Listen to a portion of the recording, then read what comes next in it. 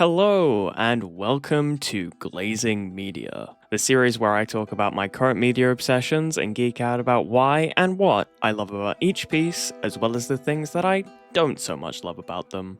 Today's medias to glaze are the Last of Us games. On June 18th, 2020, the YouTuber Jacksepticeye uploaded the first part of their Last of Us Part 2 series. I was immediately hooked. I found myself drawn to the game despite not even owning a PlayStation back then. Every so often, I'd find myself back on his playthroughs for a rewatch just to experience the game again. And a little under a year later, on June 9th, 2021, I was finally able to experience the games for myself and embarked on a journey that I still find myself on 5 years later. There's something about these games that just have me coming back over and over, whether that be for challenge runs or just another go at the stories told. I've been sitting on discussing these games on the channel for quite a long time. I never found quite the right talking points, but here we are. I'm finally talking about it. So join me as we glaze the Last of Us games.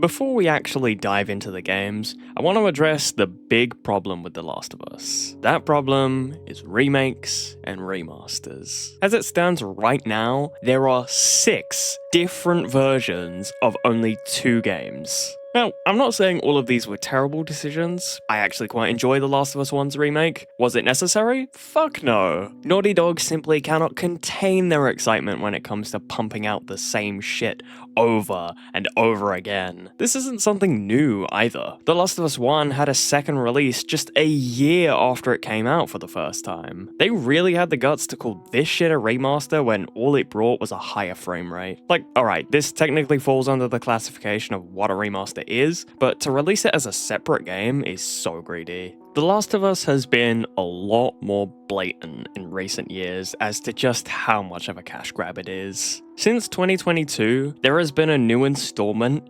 every year up to 2025.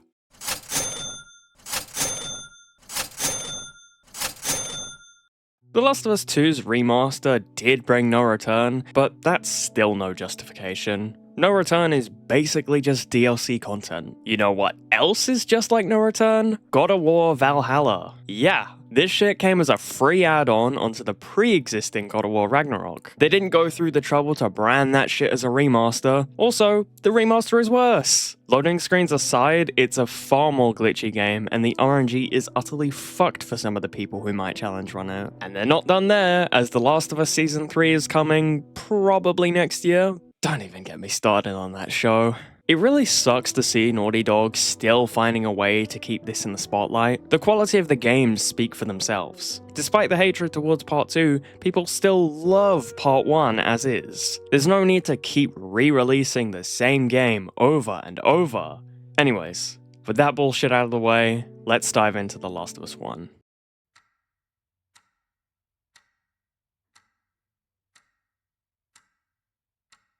The game begins with a simple exchange between a father and daughter. Sarah gifts her dad a brand new watch on his birthday, prompting Joel to tease her a little bit.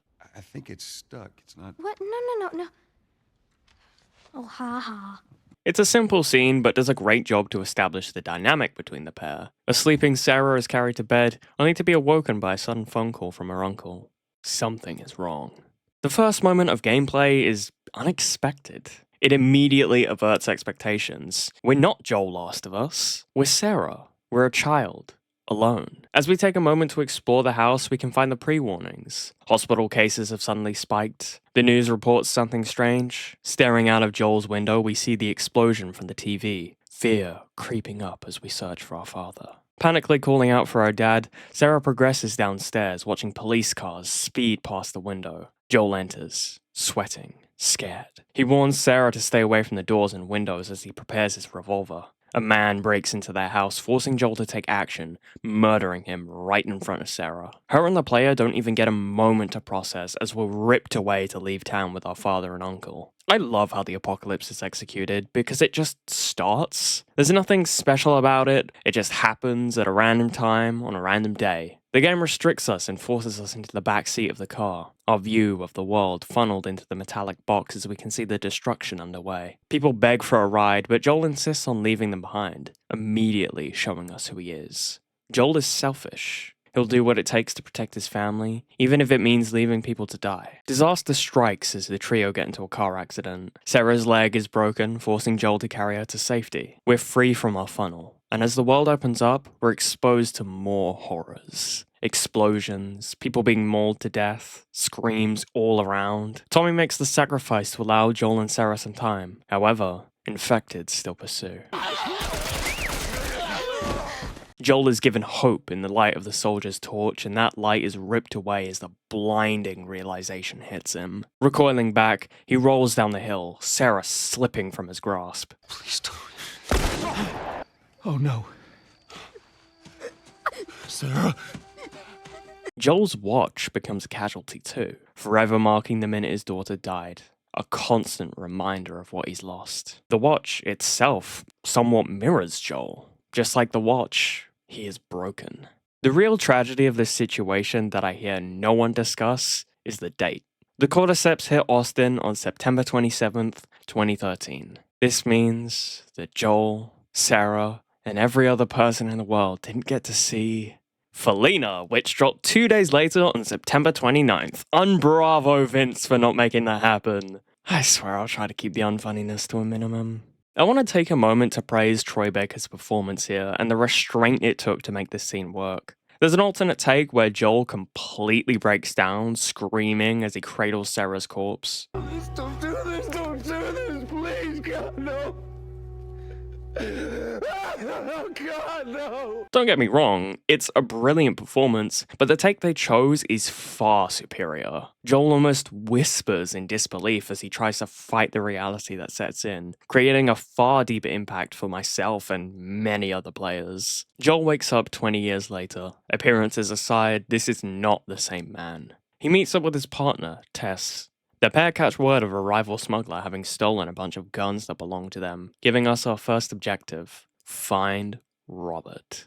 As we venture out into the world, it's clear of one thing: humanity is not yet done for. The response to the infection is actually really surprising. It's not just lone groups of people surviving. The military haven't been wiped out. In fact, people actually get to live in walled cities. Although it's not all sunshine and rainbows in the QZ. Rations are low, people are constantly getting infected, and the military pose a threat as they patrol with their guns. Upon catching up to Robert, the two proceed to torture him for information. He reveals their guns are now in the possession of the Fireflies, an infamous terrorist group fighting against the military. Marlene, their leader, just happens to appear out of nowhere. The Last of Us is filled with convenience, and Marlene's appearance is probably the most glaring of them all. Like, sure, she was already searching for Robert, but come on. One mention of the Fireflies, and boom, she appears. It's a bit ridiculous, but I can suspend my disbelief as it does propel the game forward. She proposes a deal. In exchange for the guns, they have to smuggle something out of the city. The pair agree and are taken to meet Ellie, a sassy 14-year-old who seems to be close with Marlene.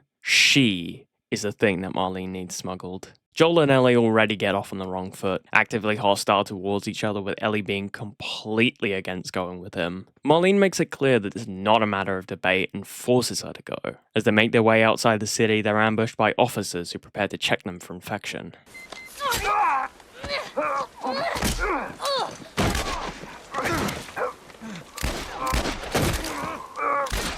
After killing the officers, Joel and Tess realize that Ellie is infected. The reason they're smuggling her is so the Fireflies can use her immunity to make a cure. Eventually, Tess convinces Joel to just carry out the mission as they're already halfway to getting their guns back from Marlene. Giving up now would be pointless. The trio eventually arrive at the Massachusetts State House and discover the Fireflies they're supposed to meet with dead. Which, honestly, is really weird.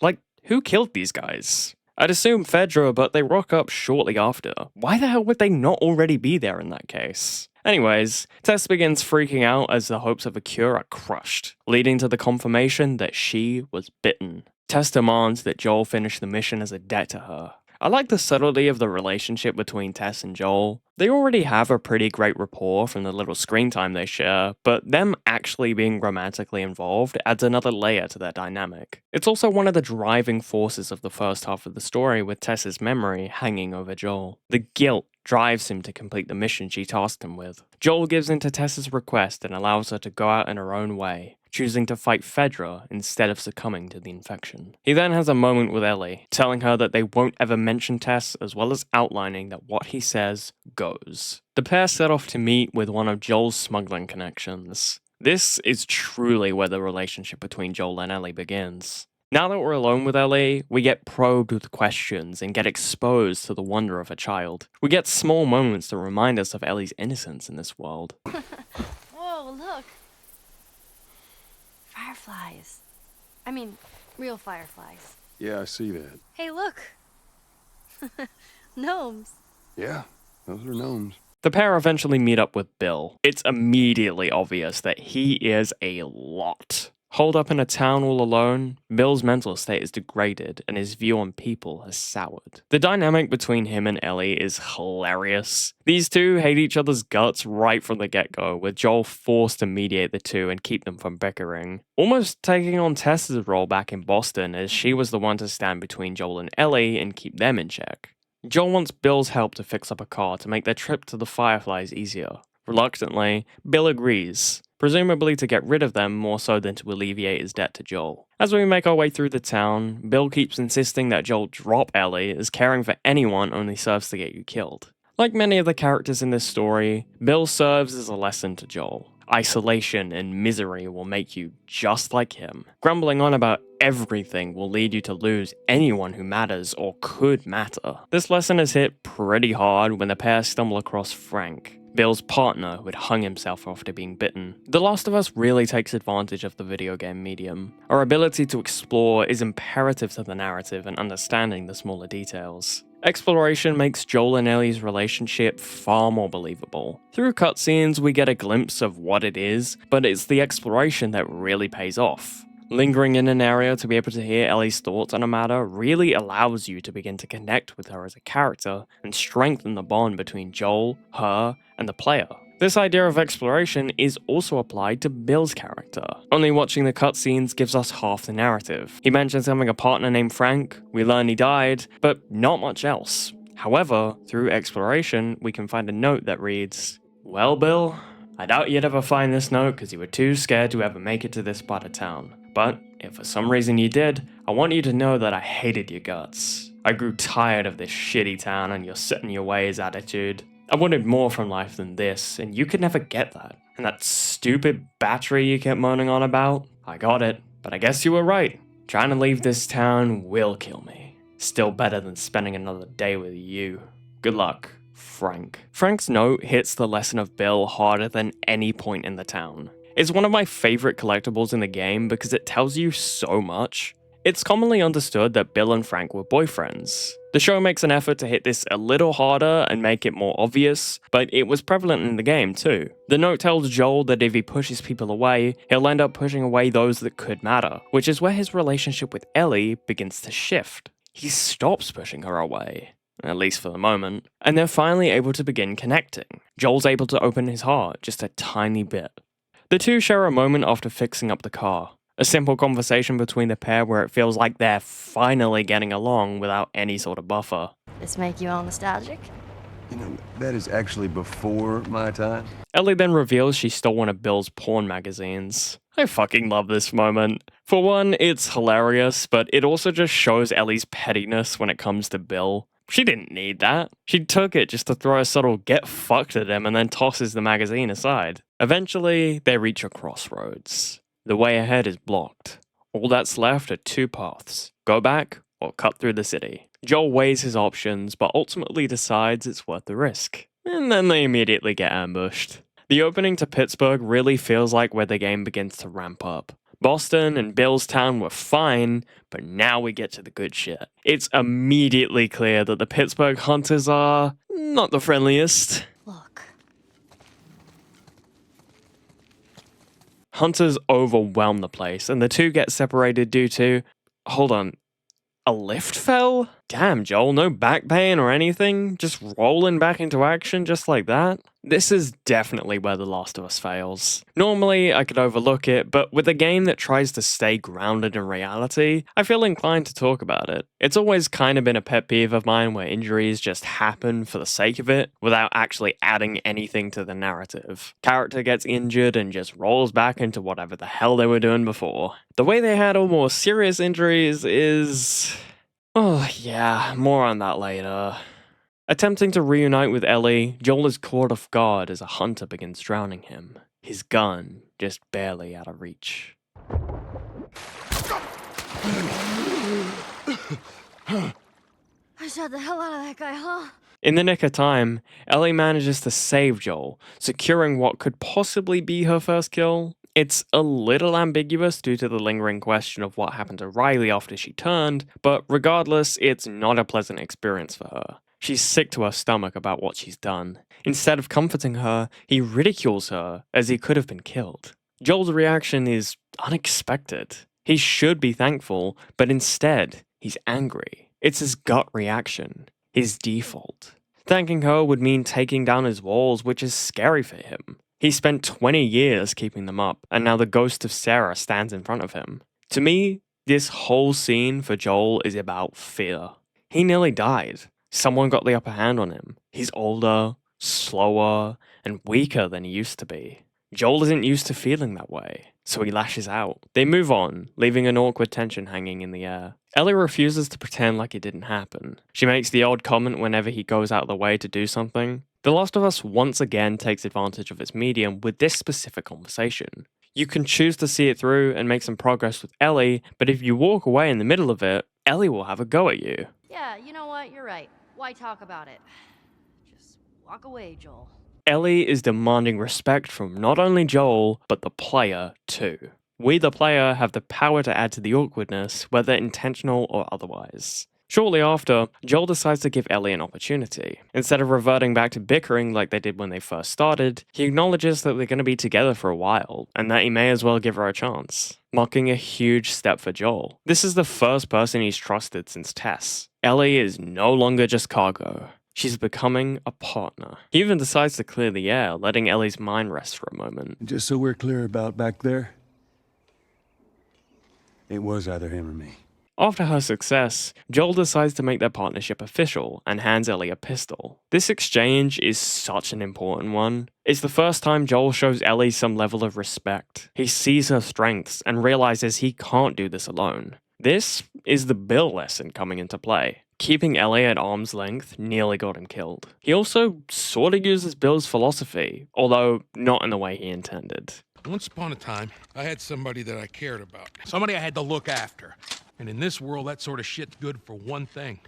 Getting you killed. He decides to stop seeing Ellie as just someone to look out for, and instead sees her as someone to trust. Progressing further into Pittsburgh, they're chased down by an armored truck with a manned turret. The pair flee to higher ground and encounter Henry and Sam, a brother duo with the same goal as Joel and Ellie: find the Fireflies. Initially, Joel is reluctant to work with them due to his whole distrust of people thing that he's got going on, but he goes along with it because Ellie wants to. Henry pitches a way out which goes smoothly for all of 5 seconds before the armored truck makes a reappearance, causing Henry to abandon Joel to save Sam. Ellie has an opportunity to go with them, but instead jumps back down, showing the trust she has in him as the two prepare to find their own escape from the truck. Joel weighs their options and comes up with a quick plan which most likely would have gotten them both killed, but Ellie decides to force his hand instead by going for a quick gamble and jumping off a bridge into the water. Oh, yeah, Ellie can't swim. I don't know if I mentioned that yet. The plan goes terribly. He manages to reach Ellie, but is ripped away by the current, colliding with a rock, knocking him unconscious. Waking up, Joel realizes he is in fact not dead and was saved by Henry. Instead of being thankful, Joel is pissed at seeing them again, threatening him with a gun, accusing him of leaving them both to die out there. Henry tries to reason with him, explaining that he would have done the same thing in his position, which we all know is true. Like, yeah, Joel and Ellie don't have that deep a connection yet, but Ellie is still like the most important person on Earth right now. Her life has an incredible amount of value to the human race. Also, I'm sure he'd rather just protect his partner than some randos he just met hours earlier. Joel backs off, and they decide to progress to their objective, which is getting to some radio tower or something to meet up with Henry's dead crew. As they close in on said radio tower, they're ambushed by a sniper who Joel manages to get the upper hand on. Then, the whole Pittsburgh crew rocks up, including their armored car, which they're lucky enough to take out, allowing them to escape. Later that night, Joel and Henry start glazing motorcycles, unintentionally shooing Ellie away to have a chat with Sam. He seems pretty down, and shares his fears of being stuck as an infected, completely aware of his actions without any ability to stop himself. Ellie assures him that the people in there are gone without a doubt. She then gives him a little toy robot that Henry made him leave behind earlier. Fun fact, if you watch Ellie for long enough, you can actually see her pick up the toy so she has it later. The next morning, Ellie goes in to wake up Sam for breakfast. He was unknowingly bitten the day before, most likely scared and in denial about the whole thing, so he kept it a secret. Joel prepares to jump into action. That's my fucking brother! Screw it! Henry struggles to come to terms with what he's done and begins to blame Joel, while Joel tries to talk him down. Henry, no! Fuck. The deaths of Henry and Sam are such a dark point in the story. 2 lives cut short by a simple slip-up. It's a moment that stains the story for good and one that sticks with Ellie, adding on to her survivor's guilt. This is something I love The Last of Us for. Its ability to not pull punches is brilliant. It will throw tragedy after tragedy and not give a fuck. Watching all this death makes survival in The Last of Us feel meaningful. Every time Joel and Ellie narrowly escape something, it feels more impactful. Or it could just be a sign of blood armor. The arrival of autumn coincides with the arrival of Joel and Ellie and Jackson. Joel reunites with his brother Tommy for what is most likely the first time in years. The two share a hug and head inside for a chat, but not before Tommy talks about his time away from Joel. Last year I went back to Texas, back home. Most of our stuff is long gone. Here. It's a little faded, but it still looks pretty good. Seeing that picture of Sarah, the pain comes rushing back. Joel rejects it, deciding it's better to keep that buried. The deaths of Henry and Sam had an effect on Joel too. Tommy's dam puts that on full display. Joel is willing to push Ellie onto Tommy. It seems like an emotionless decision at first, but it's the opposite. Joel's actions are guided by fear. He's found himself caring for her, and that terrifies him. After seeing what happened to Sam, he's reminded that he can't let it happen again. So he runs. He runs by casting Ellie aside, preventing that kind of tragedy from ever happening again. Tommy is the only one who can see it for what it really is. He sees through Joel's front. They're brothers after all. That rage is just a mask for all the pain. Tommy was there with Joel when he broke, and he was there afterwards. He knows this routine by now. So, he decides to spare Joel of the pain and take Ellie under his wing. However, she refuses. A move Joel didn't expect, forcing his hand into a confrontation with her. She attempts to extract the truth from him, wondering why they'd go through all this, only to toss her aside halfway through. Joel hits her with an excuse, claiming Tommy is better suited for the journey. Stop with the bullshit. The best part about Ellie is she's not naive. Despite all his excuses, he can't hide the truth from her. She's inquisitive. She learns things on her own. She finds out about Sarah and puts 2 and 2 together, knowing that Joel is only pushing her away because of what happened. She also acknowledges that she's not a weak little girl in need of help. She can defend herself. The journey has already corrupted her, changed her, hardened her into something different.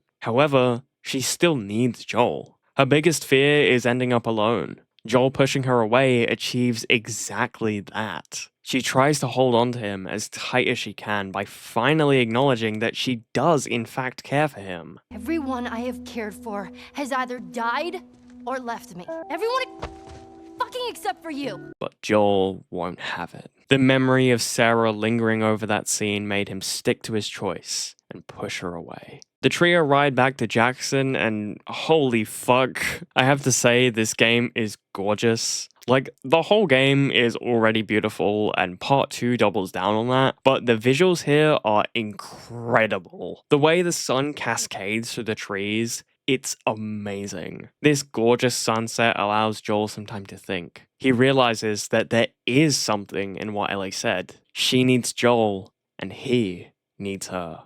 so he changes his mind. Joel lets down his walls for once, giving Ellie a chance and fully opening his heart, allowing the fear to subside for something else. Love. He continues the journey with Ellie and seeks out the Fireflies again, now knowing where they are after information from Tommy. The university segment is finally where we get to see a change in Joel and Ellie's relationship. It's no longer about running from bad guys or infected. They have a moment of quiet. Ellie is no longer learning about the world, but instead learning about Joel with such a simple piece of dialogue. What do you want to be? Well, when I was a kid, I used to want to be a singer. Shut up. I'm serious. Sing something. No. Come on, I won't laugh. I don't think so. Joel, please. I adore how they capitalize on this moment in part 2 as well. It gives it so much more meaning to me whenever I replay the first game. It's wonderful to see such vulnerability from Joel. The two explore the science building that Tommy pointed out to them, and to their surprise, it's completely empty. Everyone is cleared out and there's not a whiff of people in the building. Eventually, they find a dead body pointing them towards St. Mary's Hospital in Salt Lake City, so they begin to head out.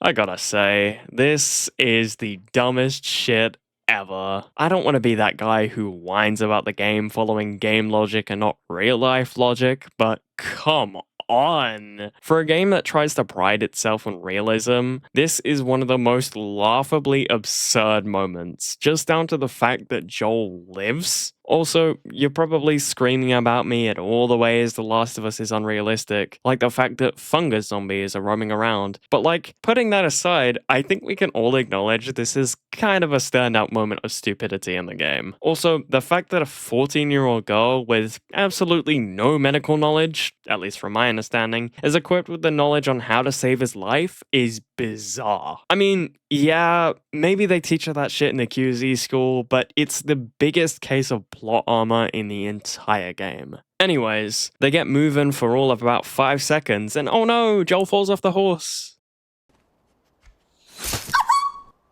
Winter is unexpected. We're no longer Joel Last of Us. We're Ellie. We're a child.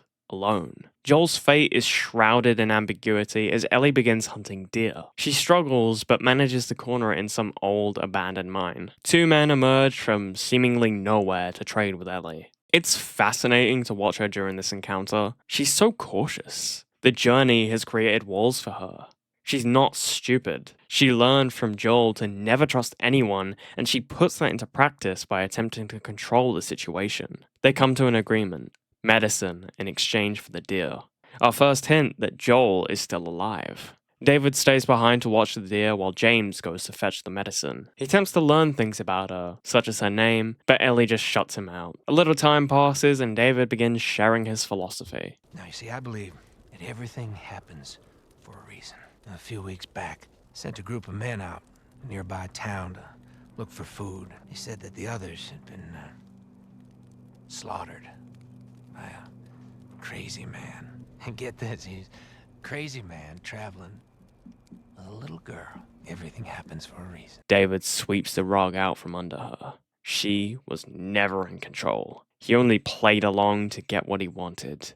Her. Ellie is ready to run, but James returns just in time to stop her. Surprisingly, David allows her to leave with the medicine, another ploy to show that he's not such a bad guy. She makes a return, and we finally see Joel again. He's alive, but he's doing terrible. She gives him the medicine and stays with him all night, waking up only to see David's men outside. The roles are reversed. Now Ellie is the one who has to protect Joel, so she lures them away, drawing attention to herself to make them chase her down the street. She's outnumbered and unable to escape, finding herself captured by David. We get the oh-so-wonderful news that he's a cannibal, excusing it with the idea that they do what they need to do to survive. He also gives her food, probably the first actual meal she's had since Jackson. I've heard people debate over what exactly Ellie's eating here, human or deer meat. Ellie herself questions it. Deer? With some human helping on the side? My take is that he's telling the truth and it truly is deer. David wants Ellie's trust so he can violate it later.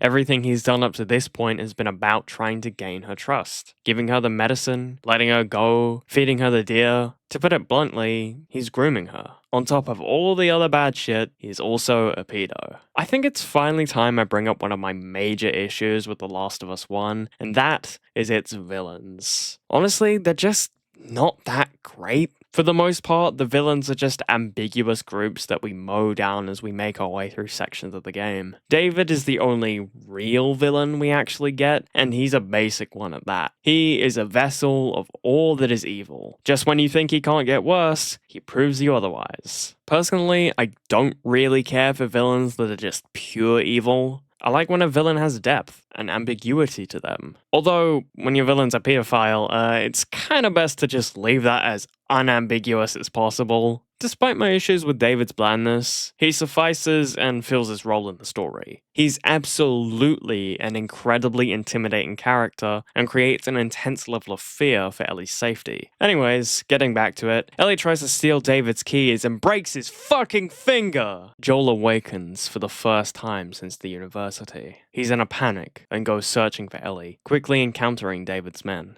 This is when the real Joel comes out. The monster he's kept locked away. He becomes who he needs to be to guarantee Ellie's safety. Joel brutally tortures two men in hopes of finding out where she is, leading him to Silver Lake.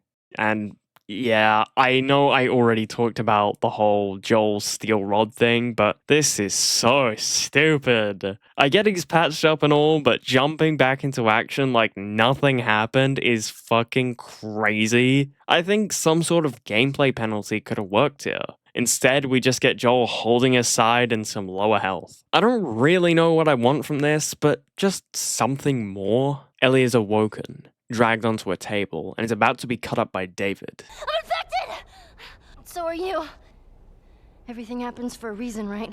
I love this moment. It shows just how smart, resourceful, and also desperate she is. The first person she willingly reveals her immunity to is her would-be killer. She uses the confusion, killing James and setting herself free, trying to find some kind of exit from the town and eventually crossing paths with David again. He corners her in a burning building, leaving Ellie with no option but to face him. They get caught in a twisted game of hide and seek as she's forced to navigate around him to find an opening.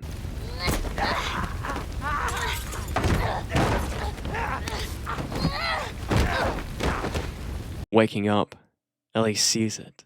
The machete. She musters up all the strength she can and drags herself across the floor. The last slice of hope just outside of reach as David closes in on her. He climbs on top of her, choking her, preparing to do the unthinkable. Ellie's fingers stretch out, just feeling the tip of the handle, desperately trying to get a grip. She finally gets it, clutches it tight, and hacks David to pieces. This scene is so raw and powerful. The utter rage of Ellie is heartbreaking to watch. This moment is so much more than just killing a predator. The Last of Us 1 is about the loss of innocence. There's literal loss with characters like Sarah, the purest representation of innocence we have in the game. A little girl who's never harmed anyone had her life snuffed out.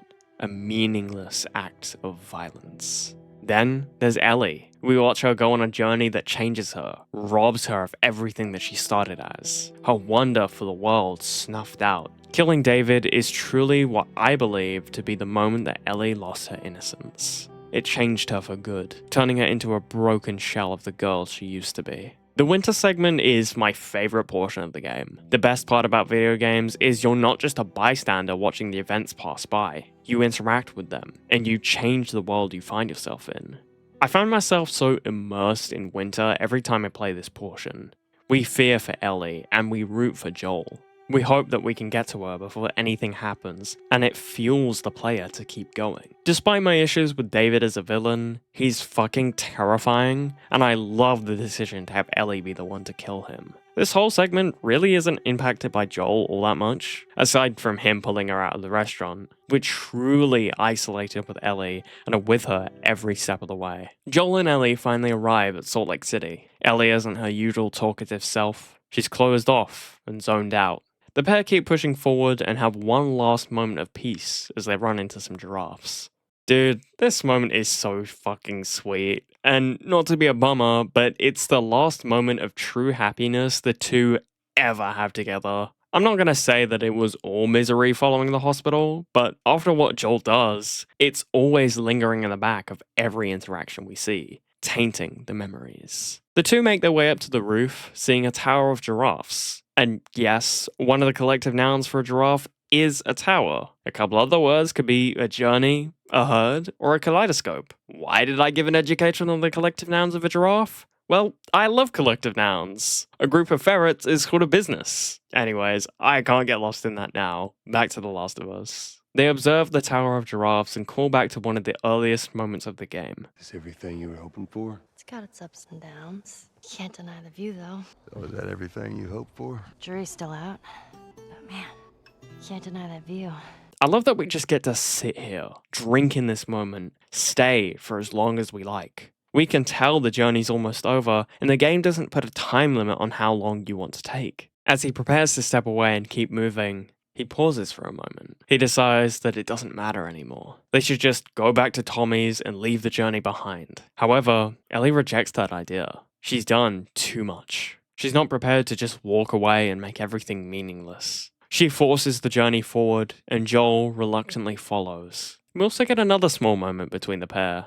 Ellie confesses to having held onto a photo of Joel and Sarah since Jackson. She offers it to him, and this time, he accepts. Joel's heart is open. He's ready to love again, and not hide away from all the pain. His transformation is complete. The two run into a problem. Rapids. Ellie is ripped away from Joel. He manages to get her out of there, but panics when she's not breathing and attempts to resuscitate her. He's quickly interrupted and knocked unconscious, waking up to find Marlene at his bedside. After all this time, she's back, and she's fine. So is Ellie. He demands they take him to her, but is denied access because she's being prepared for surgery. The hell you mean surgery? The doctors tell me the cordyceps, the growth inside her, has somehow mutated. Once they remove it, they'll be able to reverse engineer a vaccine. But it grows all over the brain.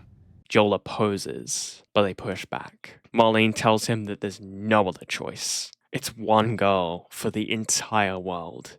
But for Joel, it's his world versus the entire world. He won't lose another daughter. He fights back and massacres every firefly in his path to stop them from killing Ellie. Killing this random, unimportant doctor standing in his way and cradling her in his arms just as he had with Sarah all those decades before. The Last of Us was honestly a fairly straightforward narrative about a man learning to love again.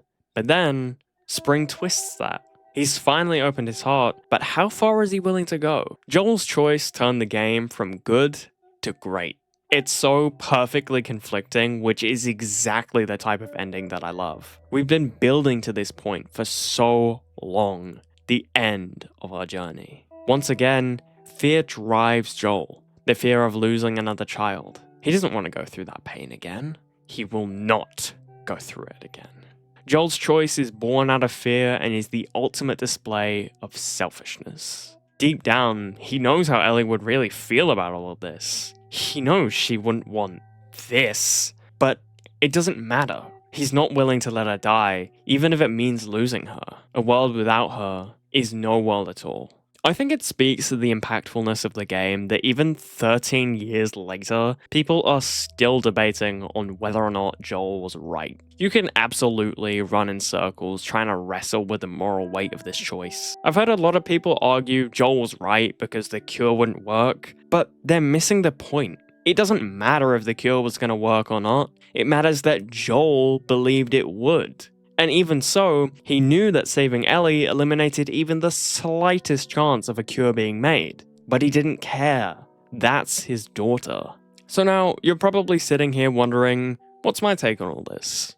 I believe that Joel was wrong for what he did. He robbed the world of a chance at a cure. But I understand why he did it. If I was in Joel's position, I probably would have done exactly the same, as would many other people. Marlene holds Joel at gunpoint, urging him to do the right thing. Allow the cure to be made. Ellie would want it. He continues the way he was and kills Marlene, taking Ellie and leaving that place behind forever. Once Ellie awakens, Joel tells her what happened. We found the fireflies. Turns out there's a whole lot more like you, Ellie. They've stopped looking for a cure. He already knows that she wouldn't accept the truth. He hides his guilt with a story. Harmless, he thought. She'll never know. The two return to Jackson and have one final conversation. Ellie reveals that she wasn't alone when she was bitten. Her friend, Riley, was with her. She talks about all the people weighing on her. The meaning of her life is to die for them. Joel tries to reassure her. I struggled for a long time with surviving. You keep finding something to fight for. Now, Swear to me. Swear to me that everything that you've said about the Fireflies is true. I swear. Okay. And that was The Last of Us. The ending to the game is absolutely one of my favorites, purely down to the ambiguity of it, leaving us with the question, does Ellie really believe Joel? It's a great conclusion, and doesn't immediately demand a sequel, while also leaving the door open for that possibility. Despite the flaws I see in it, I still love The Last of Us. It's a brilliant story and a fantastic video game. Every playthrough leaves me feeling a deeper connection with Joel and Ellie. For this segment, I'll specifically be talking about gameplay in Part 1's remake, mostly within the context of Grounded mode. The combat system in The Last of Us 1 is actually pretty solid. It's not the most insane, out there combat. It mostly lies in simplicity, starting you out with only a pistol and your fists. As the game gets harder and the enemies increase in numbers, you gain more resources and weapons, balancing out the gameplay. For the most part, each gun has the capacity to kill an enemy in one shot, aside from the 9mm pistol, the flamethrower, and the assault rifle. This absolutely maximizes fun and allows you to steamroll through encounters if you have the equipment. The game very heavily encourages this style of gameplay too, as it usually drops a flurry of ammo if you get low enough. Sometimes just a couple of bullets, but other times you can find yourself a nice stack of ammo. The gunplay actually turns out to be really fun, due to how overpowered you can get. Mowing down enemies with a revolver is so fucking fun due to its quick one-shot capabilities. One of the mechanics that I really enjoy is the leg stun. You can only really do this with a couple of weapons because, of course, basically everything is a one-shot, but if you learn how to fire the assault rifle one bullet at a time, or just use the 9mm pistol, you can get some really good gameplay. It can also be really useful to get you out of a swarm, as it leaves the opportunity for a grab that you might not otherwise have if you're lacking a bottle. The only flaw I really see in the gunplay is the shooting delay. I'm not sure if it's something for every weapon, but I've noticed sometimes there's maybe a half a second to a second delay when you whip out the shotgun. It may not seem like a lot, but within a close quarter situation, you need to get that shit off fast or you take a hit. It's a pretty irritating thing, and actually something they fixed in part 2 is you can just blast people's shit away with that. So I actually discovered something in the middle of clipping for this video. For some reason, hits don't register sometimes despite the dot being directly on the enemy. So I kind of wanted to demonstrate what it is that it was talking about with the hits not registering. So I have two clips here, and I'll just show you what I mean. So we kill this first guy, and that's normal. He dies, he goes down. And then I go for the hit on this guy. Boom. I hit him, but I die. It didn't hit. What the fuck is that? And I've got another clip here demonstrating the exact same thing. This one's a bit different because this guy is behind cover. You can see here, I aim in. Boom. Shot hit. He should be dead. He's not. What the fuck? The stealth in this game is fine. I wouldn't write home about it being anything special. I'd argue it's better than some, but overall, the game doesn't necessarily encourage you to stealth through encounters. The only opportunities to get stealth kills are by choking, shivving, or taking out enemies with your bow. The alert system comes in handy for those who are opposed to an all-out gunfight, as you can just abuse it. It's a simple and easy process. Take out an enemy, run away, lose aggro, and then repeat. In my opinion, the stealth loses most of its enjoyability once you end up getting spotted. The enemies break from their patrol patterns and scout the area looking for you, most of the time winding up in them stumbling upon you and causing a gunfight to break out. You can recover and take out most of the enemies in stealth, but it takes a much longer time to do that when enemies have been alerted to you due to most enemies having a line of sight on each other in the patrol phase. The game also offers hand-to-hand combat, which really fucking sucks. It's not that heavily encouraged. It mostly just ends up being a fallback to when you run out of ammo or have to quickly react in a close quarter situation. It's really clunky. It doesn't feel great to spam the same button over and over to punch an enemy to death. The game offers melee weapons, and I sorta do take issue with that too. There are one-shot melee weapons, but there are hardly any to find. You're mostly left with weapons like the 2x4 or the pipe. It takes 4 hits to kill an enemy, the animations are slow, and it's incredibly rare that you'll get any sort of resistance from the enemy. They can push you away, resulting in you needing to counter, but it's such a rare occurrence that you end up forgetting the button even exists. Sprinting makes this process a bit easier, as you can lower the hits with Joel's sprint punch or sprint bonk with a melee weapon. You also have access to the brick smash, a move that allows you to bash someone's head in with 3 hits while holding the brick. This shit is sick and probably the best part of the melee. It's extremely useful against clickers. Finally, there's the resources. Part 1 offers the Molotov, Nail Bomb, Smoke Bomb, upgraded melee weapon, and the Shiv for combat. The Molotov is probably one of the best. In almost every circumstance, it's a one-shot kill to anyone it touches, regardless of proximity to the epicenter. They can half burn, but I've only really seen it when they're outside of the fire. Handling burning enemies is actually really easy. Most of the time, all it takes is a shot from a gun to finish the job, regardless of one-shot capabilities, or you can just finish the job by stunning them as they attempt to pat themselves out, causing them to burn due to the interruption. The Nail Bomb is just like the Molotov, only it has a bigger radius, as well as the fact you can place it down to anticipate enemy movements. Eventually, once they get close enough, it detonates and kills them, which actually makes for a pretty good tool to insta-kill on spawns, particularly during speedrunning or permadeath. The Smoke Bomb is... well, it's just a pile of dog shit. Who is using this in casual gameplay? It's easily the worst throwable. For one, you can barely ever craft it due to sugar drops being non-existent on grounded, and 2, it takes like a full second to detonate after throwing it at an enemy. This shit is arse. I've only really ever used it for faster times. Then there's the upgraded melee weapon and the Shiv. The upgraded melee weapon is fine. It restores durability while adding 1 extra hit to get a one-shot kill. You can upgrade the durability by finding trading manuals and such, but overall it doesn't really improve much. There's also the Shiv, which takes on a few uses within the game. It's mostly used for faster stealth kills on clickers, and with the Shiv Master upgrade, the ability to escape from clicker grabs. It also has the role of opening Shiv doors, which are actually pretty good for resources. You get a couple free Shivs, but you're left to craft the majority. The problem with these two is choice. The melee weapon and the Shiv both require the same resources, 1 tape and 1 blade. The amount of Shiv doors in the game strongly encourages you to have Shivs, leaving the melee weapon to be neglected.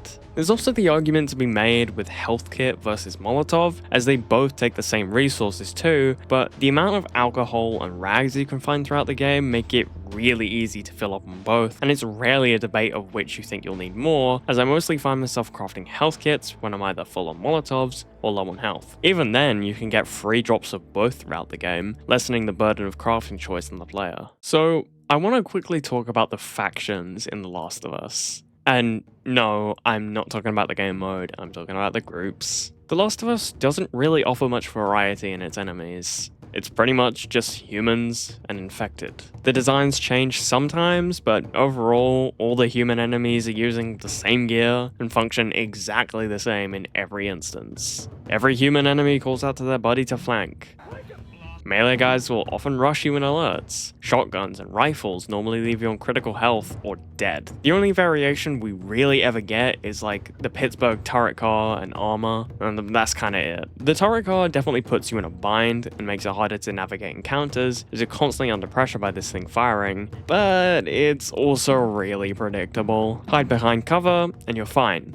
Forever. Learn the shooting pattern, and there's no risk to move. It also really only poses a threat in 1 encounter, so it barely impacts the game at all. You do eventually have to run from it, but it's entirely scripted just to get you to the next area. Then, the following time you encounter it, it's not even a threat to you. You chill with this sniper and just wait for the Molotov guy to pop his head out, and boom, it's over. The turret car has been dealt with. Armor barely impacts the gameplay at all. In the early stages of the game, enemies will mostly just wear helmets. Going for a headshot will mean they tank the shot, but shooting them literally anywhere else is fine. The amount of one-shot guns makes body shots the ones to go for in almost every instance anyway, so most of them just having this shot on their heads is silly and doesn't really pose any challenge or require any out-of-the-box thinking. You can encounter enemies with body armor too, however, we mostly see this with the Fireflies, which are only in the last 2 encounters of the game. The same concept applies, it makes it a little bit harder, but overall you can just shoot them in the leg or something and it's still a one-shot kill. The Infected definitely have better variation, as there are runners, stalkers, clickers, and bloaters. This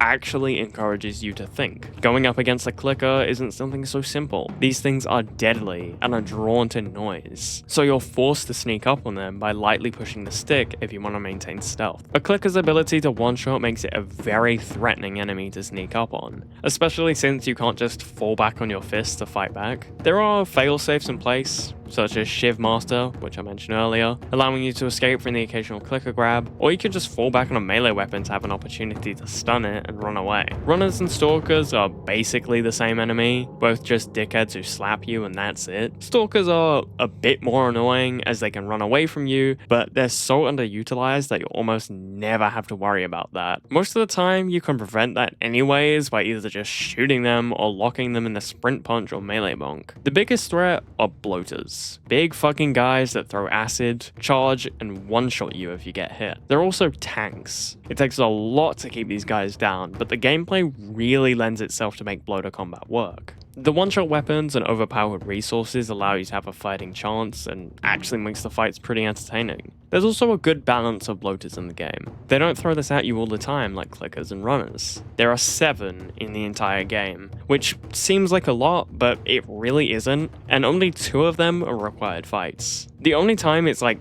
a holy shit moment is because 3 spawn in the Salt Lake tunnels, which can be a bit of a crazy fight, but fuck is it fun. The encounters in the game are pretty good.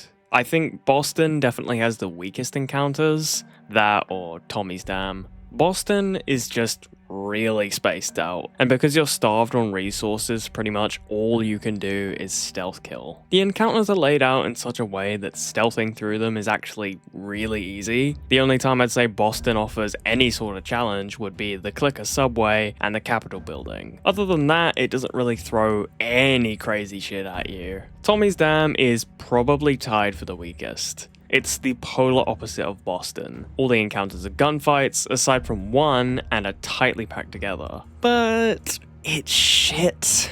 Tommy's Dam is an awful segment of gameplay. I'm sorry, but what the fuck is this? It's one of those moments where The Last of Us feels more like a game than an experience. It's got a really poor place in the story as it comes just after the deaths of Henry and Sam and the mayhem of Pittsburgh, which was already a pretty action-packed sequence. I see no reason why they needed to throw in more combat on top of that. At the same time, I do sorta get it, like, yeah, this is a game, so you need to do game things, but it just doesn't work in this area. It just serves to interrupt an important conversation and allow Tommy to fold and bring Ellie to the Fireflies. The level design here is really, really weird.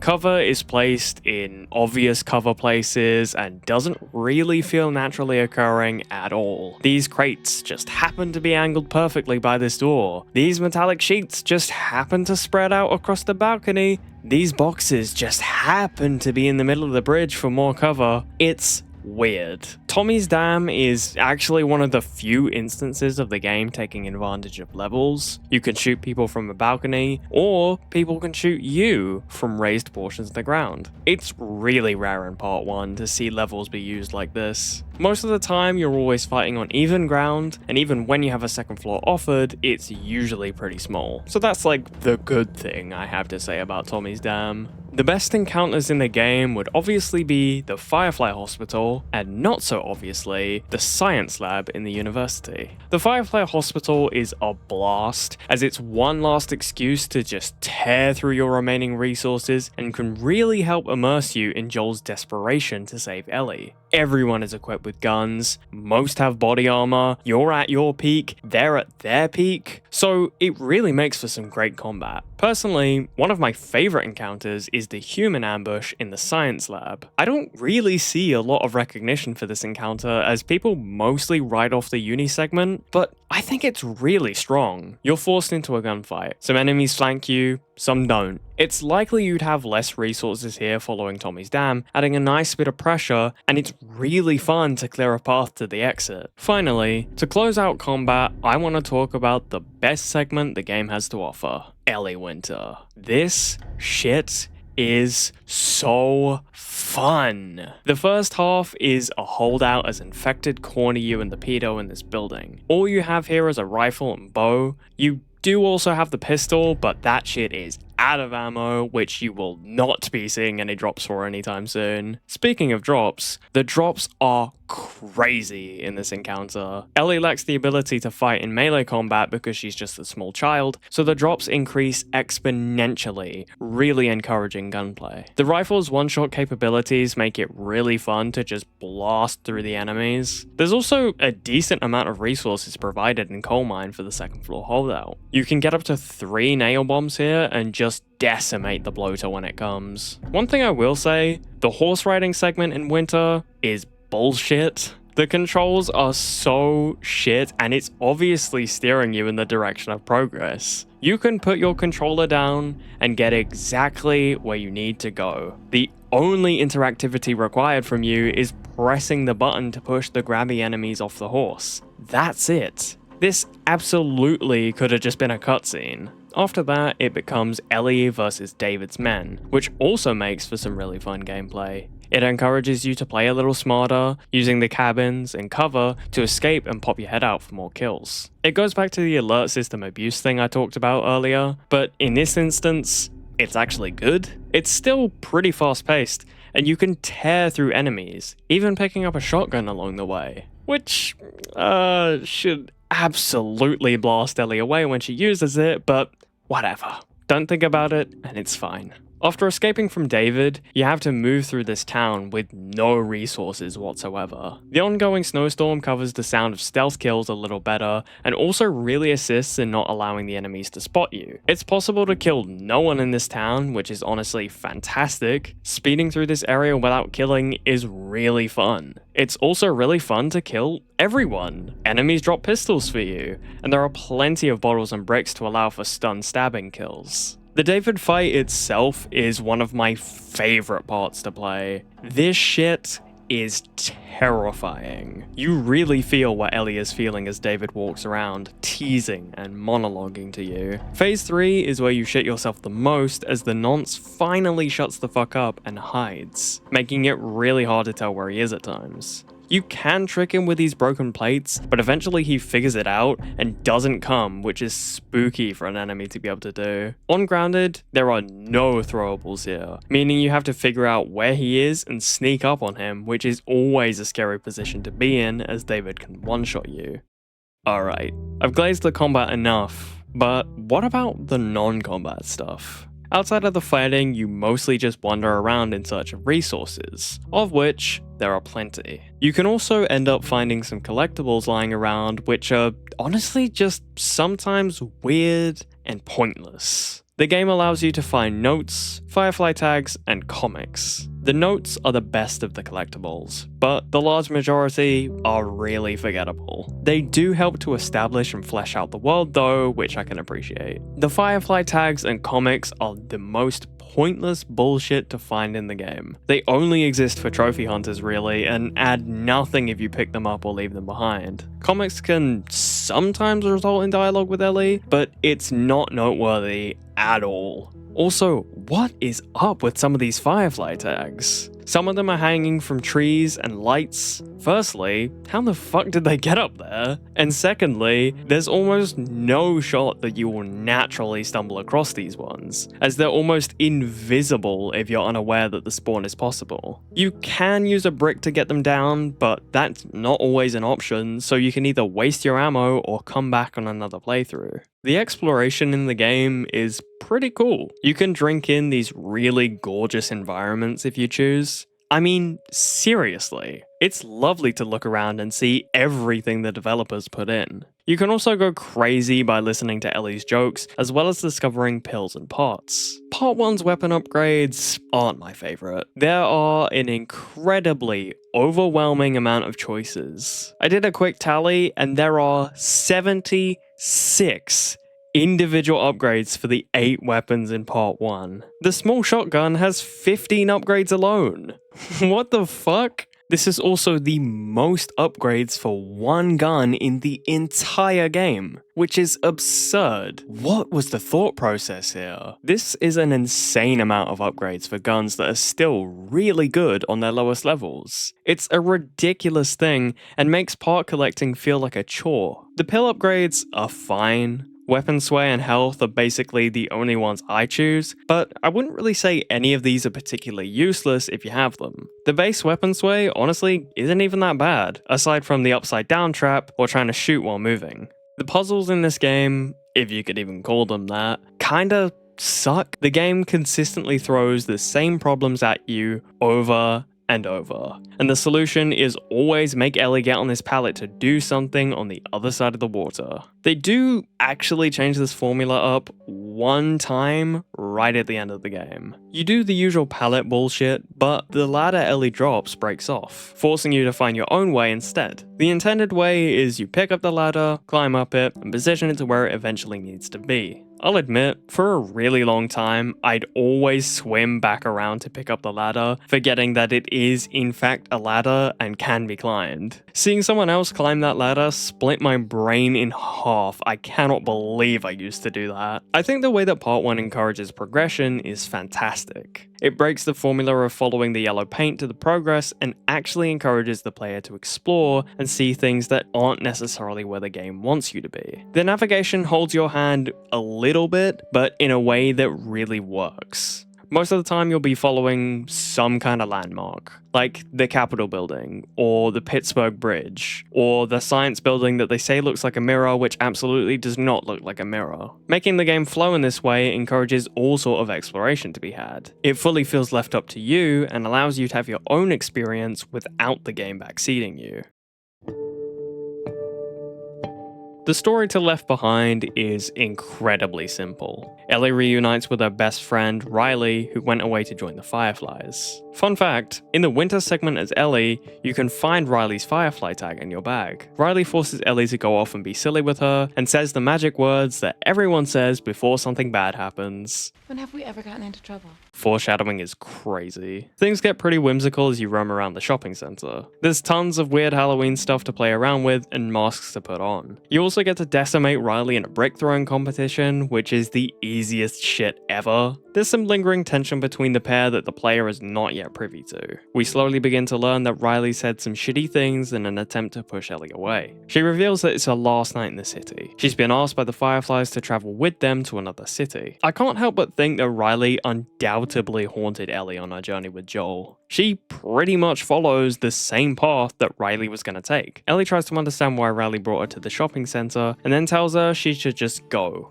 Rip off the band-aid, say their goodbyes, and stop delaying the inevitable. Ellie finally admits she's pissed off with Riley. She hasn't let go of her acting like a dick and then disappearing for a month. She tries to act like she doesn't care, telling Riley she doesn't have to try to cleanse herself of the guilt, giving her an out. Guilt didn't make me cross a city full of soldiers, Ellie. Riley admits she fucked up, and wants to take back all the shit she said, despite not really knowing how. Riley then whips out some water guns that got stolen from them. They have some fun playing around, but Ellie puts a stop to it, realizing Riley is just stalling. She tells her to follow her dreams and be with the Fireflies, promising they'll both be fine, deluding herself into believing they'd have a chance to reunite in the future. Riley continues stalling. She puts on some music, and the two share a sweet moment together as they begin dancing. Don't go.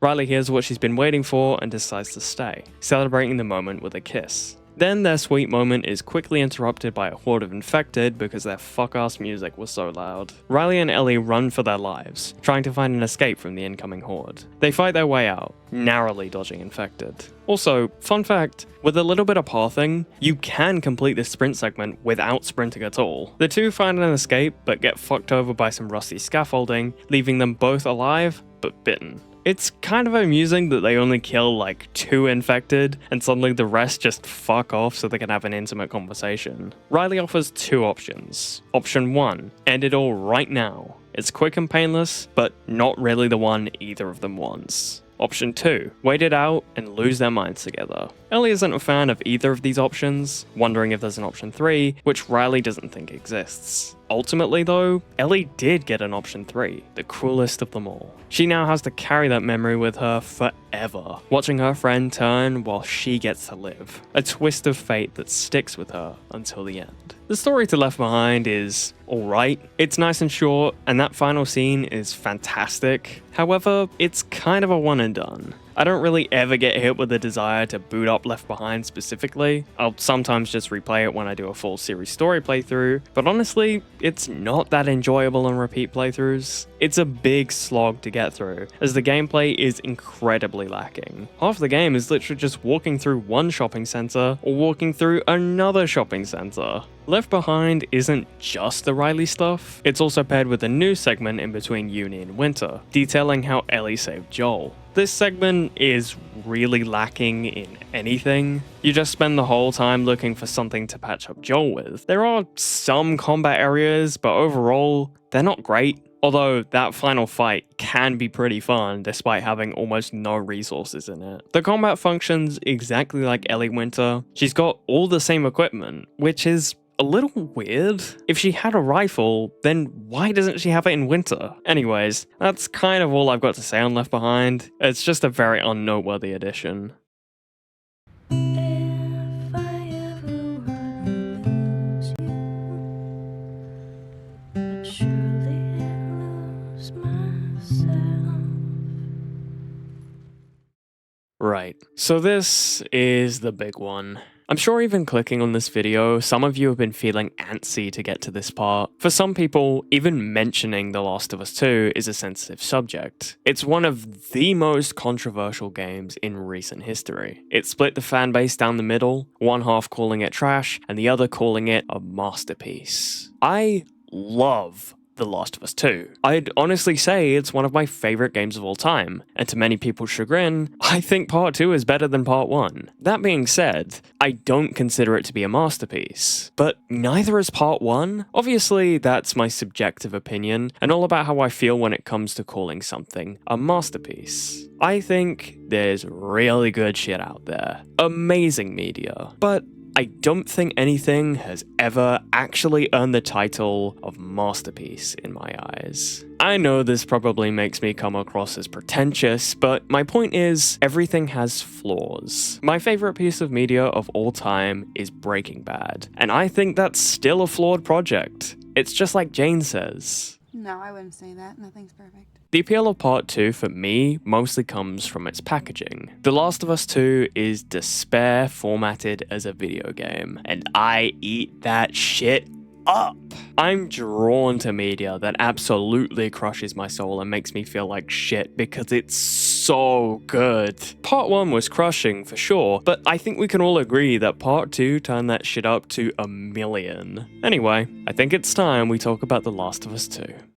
The game begins with Joel confessing what he did to Tommy, likely weeks after it happened. The execution of this scene is brilliant. For one, it serves as a nice refresh for people who skipped out on running Part 1 again, and it also shows how difficult it's been for Joel. He can't keep this in, so he tells Tommy, a choice I adore. It's so meaningful, and you can easily see that he feels the undeniable weight of Joel's choice. Their shared experiences really boost this scene. Tommy never outright judges him for what he did. Sure, he comes across as shocked, but not judging. He knows what Joel's been through. He was there when he lost Sarah. I'd suspect that he'd already pieced together some of the reasoning in his head. And with that, the two ride out into a gorgeous sunset. Part 1 was already a beautiful game, but Part 2 just takes it to another level. I mean, holy shit. It's still so insane to me that video games are actually able to look this good. They arrive at Jackson. Tommy's had a moment to sit with Joel's choice, and he admits that given the situation, he probably would have done the same thing, swearing to take it to his grave.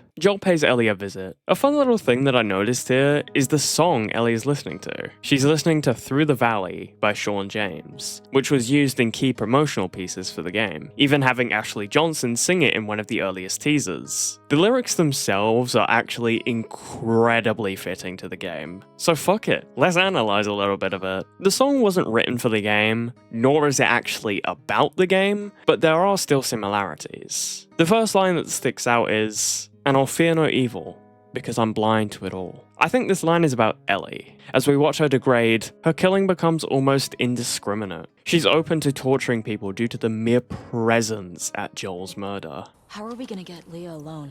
We just need a minute to talk with her. Are you gonna make her talk? If I have to. Ellie becomes blind to evil. It doesn't matter who you are, if you're in her way, you're dead.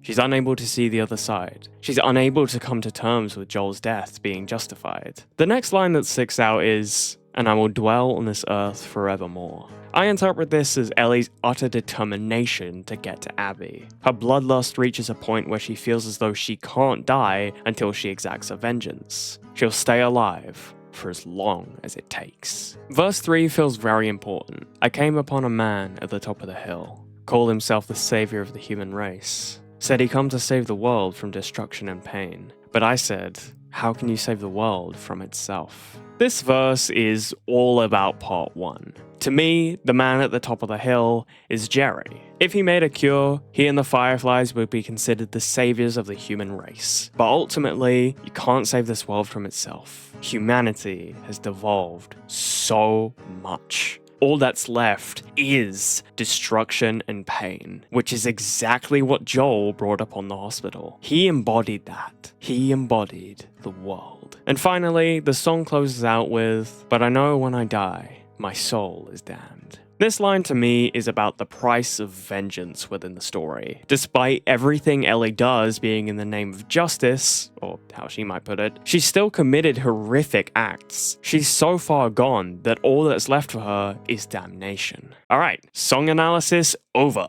There's an awkward tension in the air, likely due to Ellie's unspoken doubt of Joel's story in regards to St. Mary's Hospital. She tries to shoo him away, but Joel quickly wants to show her something. Some folks call this thing here a guitar. He's actually making good on Ellie's request back in the university. I swear to God, I get you out of this. You're so singing for me. He then sits down to play Future Days by Pearl Jam. So, the song in reality would have released after the outbreak. So, is this a Joel original now? Or did he catch it in an early concert or some shit? By the way, I don't actually give a fuck about the song's release date. It makes for a very sweet moment and becomes massively important to their relationship in the future. Also, this isn't really anything new to add, but If I Ever Were to Lose You, I'd Surely Lose Myself is basically a summary of the game. Joel promises he'll teach Ellie how to play, and then goes to make his leave. For a moment, it looks like she might say something about the hospital, but instead she just asks about Joel's dumb joke. What is the downside to eating a clock? It's time consuming. That's so dumb. We jump 4 years into the future. Ellie gets teased by her friend Jesse as he tries to rush her out the door. They have a patrol to get to. We're finally permitted to explore Jackson for the first time across the 2 games. I love how full it all feels. It's not just random NPCs standing around doing nothing, we actually get to hear them gossip. I heard there was something going on between them before. There's always been something funny between them. Oh, hi. That's just how girls are. They're reading into it. Shit, here she comes. Shh. Oh, yeah. The basic rundown we get from Jesse is that Ellie kissed Dina, some bigot said a slur, Joel gave him more of a push, and then Ellie got mad at Joel. We then pet a dog to make up for our heinous crimes later in the game, receive some bigot sandwiches, and decimate some children in a snowball fight. Unexpectedly, we cut away to meet a new playable character, Abby. She and her friends are held up in a cabin. They're looking for someone? Owen takes her out to show her something. Turns out, that something is Jackson. The outpost is far larger than they anticipated, which makes Owen adamant that everyone will want to turn back. Abby's pissed. She believes she can't count on Owen as he's turning his back on the mission. He leaves her in peace, expecting Abby to follow shortly. However, she has other ideas. Owen pointed out a patrol to her, so that's exactly where she's going. Ellie and Dina seek shelter in a library so they can wait out a snowstorm. They find a hidden basement that they suspect is a sex den, but it's really just full of weed. Then they turn it into a sex den and hook up.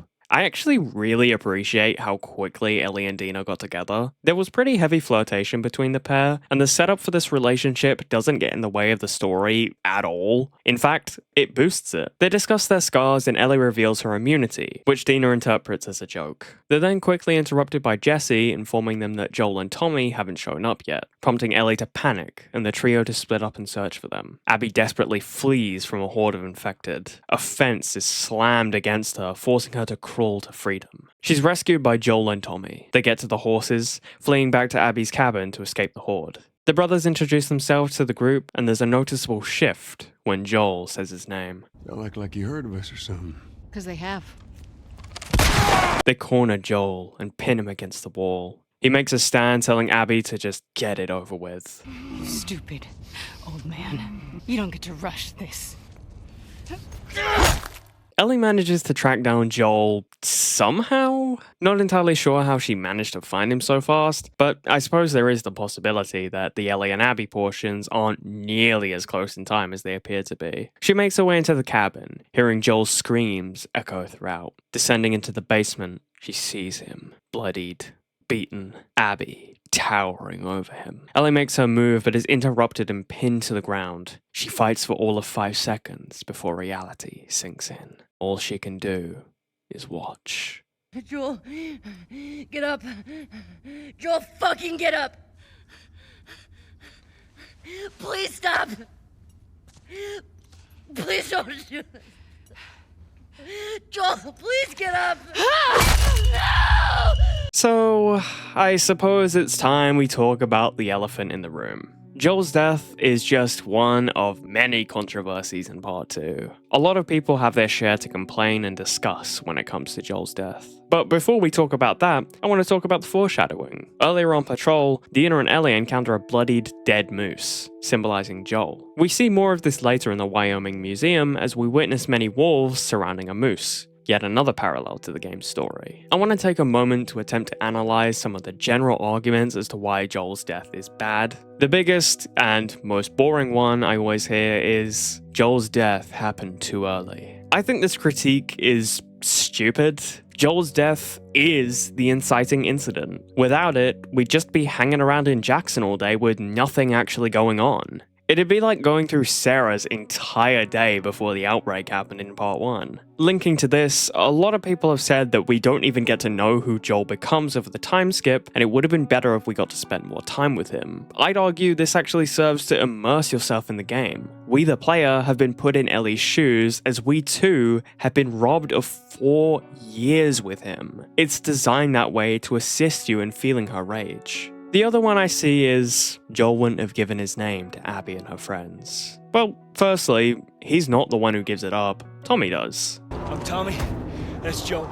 Yeah, the chances of it being the Joel are a tad slim, but I really don't think Abby cared by this point. The other factor here is Jackson. Over time, it would have softened him. Jackson is a community that actively encourages to protect and bring in outsiders. We can see this through some of the patrol notes as Dina had written about saving a family. I don't think this point is entirely without merit though. There is still the argument to be made that Joel had been a distrusting person for decades, even before the outbreak. We get a hint of that when he denies that family from joining them in the car during Part 1's prologue. It's definitely possible that that trait eroded as he settled into a more comfortable Jackson life, as he had many years to move past that behavior. I think the believability of it all really comes down to the player, as we don't even see enough of Joel to gauge a judgment on whether or not he's changed. And even if he didn't change, it's only human to be careless from time to time. It's not implausible that Joel would have slipped up. Overall, I lean more to the side of accepting this as reasonable for his character, while also partly being open to the idea that it's a bit weird. I don't think it's fair to say that Joel's death was flawless. There are a few issues. One of the biggest ones to me is the laughable logic behind the Salt Lake cruise trip. Isaac just kinda allows his top people to leave Seattle to travel multiple states away because he believes in justice? Like,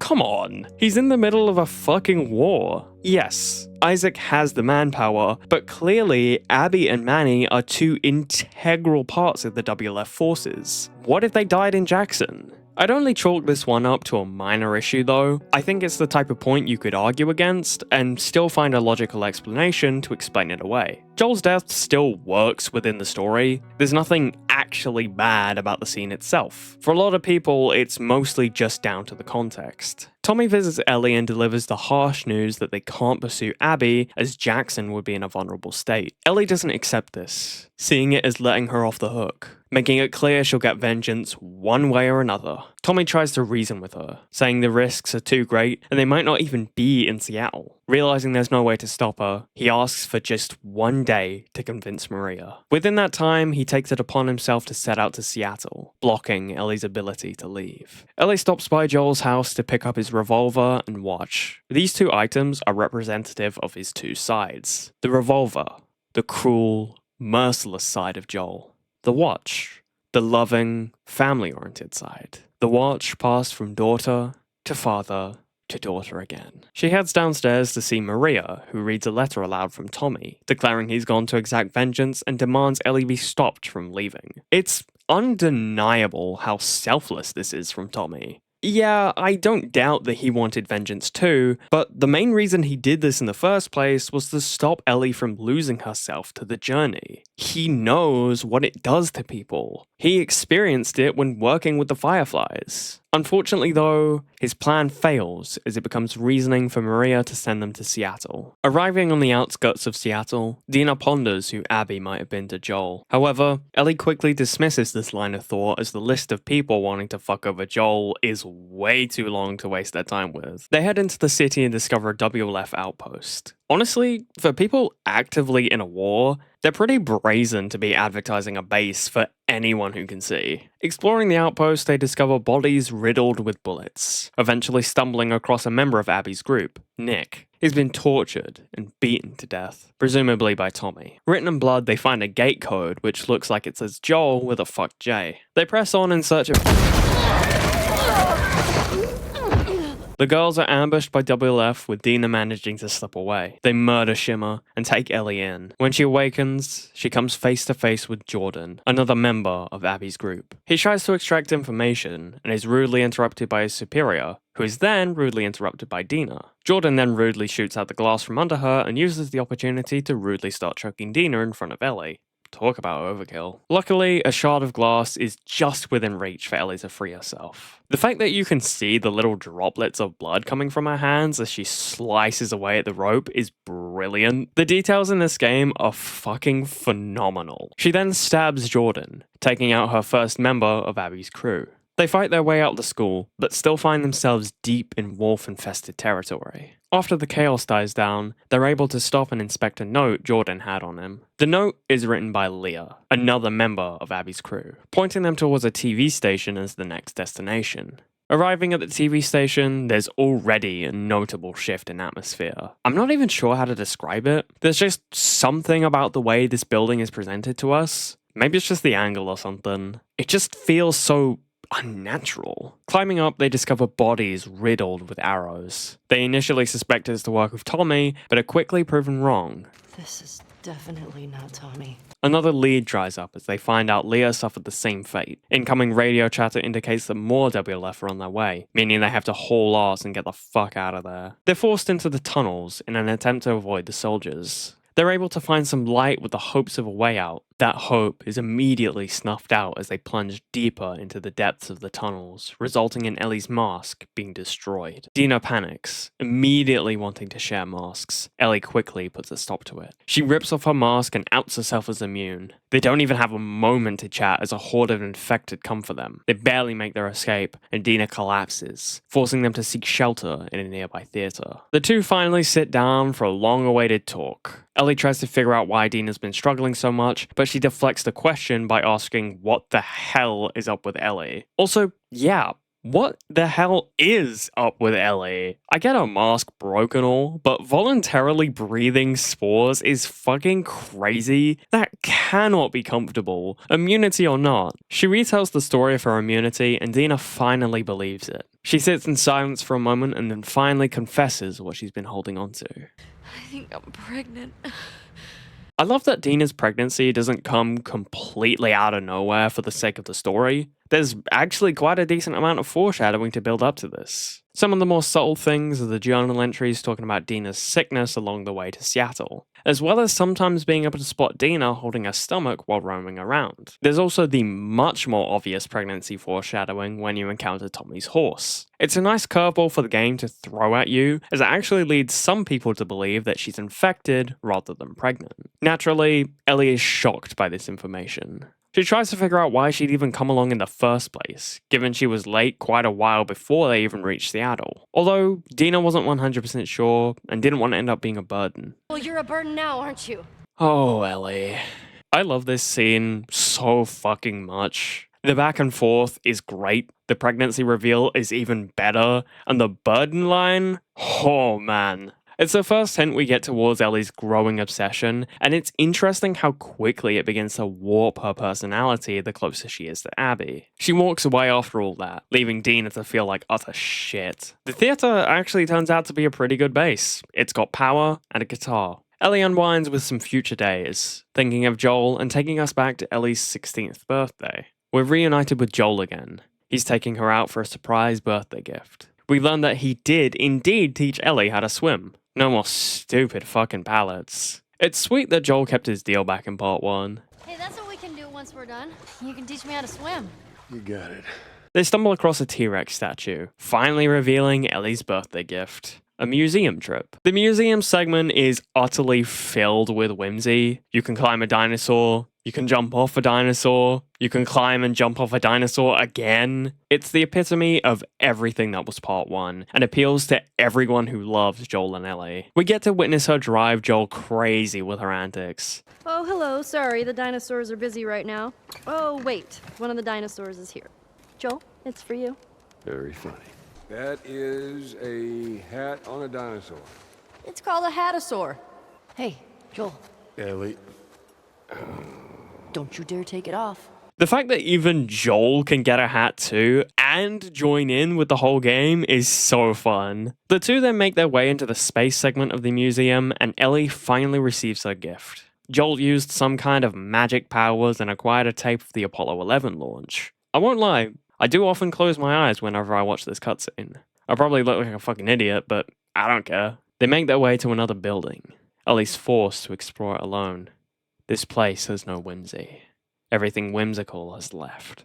She discovers graffiti left by a troubled man, detailing his crimes, eventually stumbling across it, the Firefly symbol. It's like I mentioned earlier, things were never truly the same after the hospital. Each memory, no matter how happy, is tainted by Joel's choice. Waking up the following morning, Ellie discovers Dina tinkering with a radio. She manages to learn some important information on the wolves and decipher the code over their channels. Ellie decides it's time to reconcile, saying that the night before was stupid. They're able to catch some chatter about a lone male trespasser, presumably Tommy, in a neighborhood called Hillcrest. They prepare to head out, but Dina is too unfit for the journey, prompting Ellie to go get Tommy by herself. The place is swarming with WLF. She finds herself grabbed by one of them, but to her surprise, she gets shushed. She sinks into relaxation and turns around to see Jesse before her. He was concerned for his friends and couldn't stay behind. The two then head back to the theater and reunite with Dina. We jump back 2 years earlier. Ellie hasn't been speaking with Joel much and barely acknowledges his existence anymore. Tommy does the annoying uncle thing and forces them together so Ellie can work out her issues. I love him. He's such a fucking troll. This lookout suddenly fascinating. I'm just making sure I have everything. They go in search of some strings, but huzzah, the perfectly boostable height is not boostable, I guess, so they have to cut through a spored hotel. Deep in the hotel, they discover the bodies of 2 teenagers who ran away from Jackson. They left in an attempt to help people, but didn't make it very long before running into a horde. Ellie thinks about all the misfortunes in the world, the amount of people who could still be alive had there been a cure.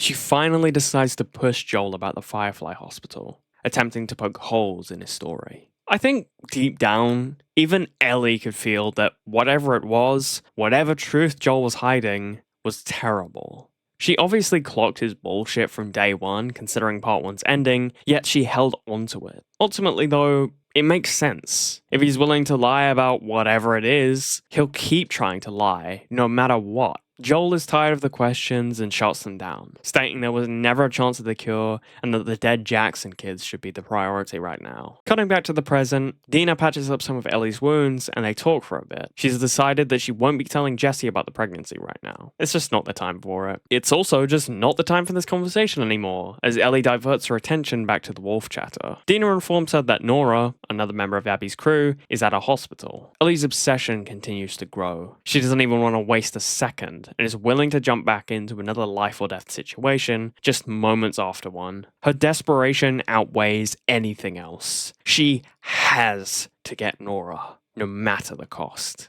The journey towards the hospital isn't easy. It's far away, infected block her path, and eventually she's swept up into Seattle's rapids. She's forced to take a detour through the park where she begins to hear strange whistles. Finally, we encounter them. The Seraphites. These guys are honestly my favorite faction in Part 2. Maybe even my favorite across the games. They are terrifying. The build up to this moment is fantastic, especially the weight put on them with the hanging bodies in the TV station. Clearly, they're not fucking around. The whistle communication is incredibly unique and really sets them apart from any other faction. It also becomes an incredibly immersive feature as you, the player, can learn alongside Ellie as you decipher the meaning of their whistles. Sneaking around the Seraphites, Ellie finally reaches the hospital. Pushing upstairs, she catches a glimpse of Nora. She ambushes Nora, holding her at gunpoint and demanding to know where Abby is. Nora hits her with the old, "Oh, I'm so sad over Joel," and then really hits her with a tray. She rushes through the hospital, attempting to get away from Ellie. So, I've played this chase section a lot. Nora's speed is absurd because she has to stay ahead of the player no matter what. So, it got me thinking, what would happen if I slowly jogged towards her? Turns out, that's entirely possible. You can do this entire chase without running. Just a casual little stroll and Nora's scripted actions take a little bit longer. She doesn't even get that much further ahead.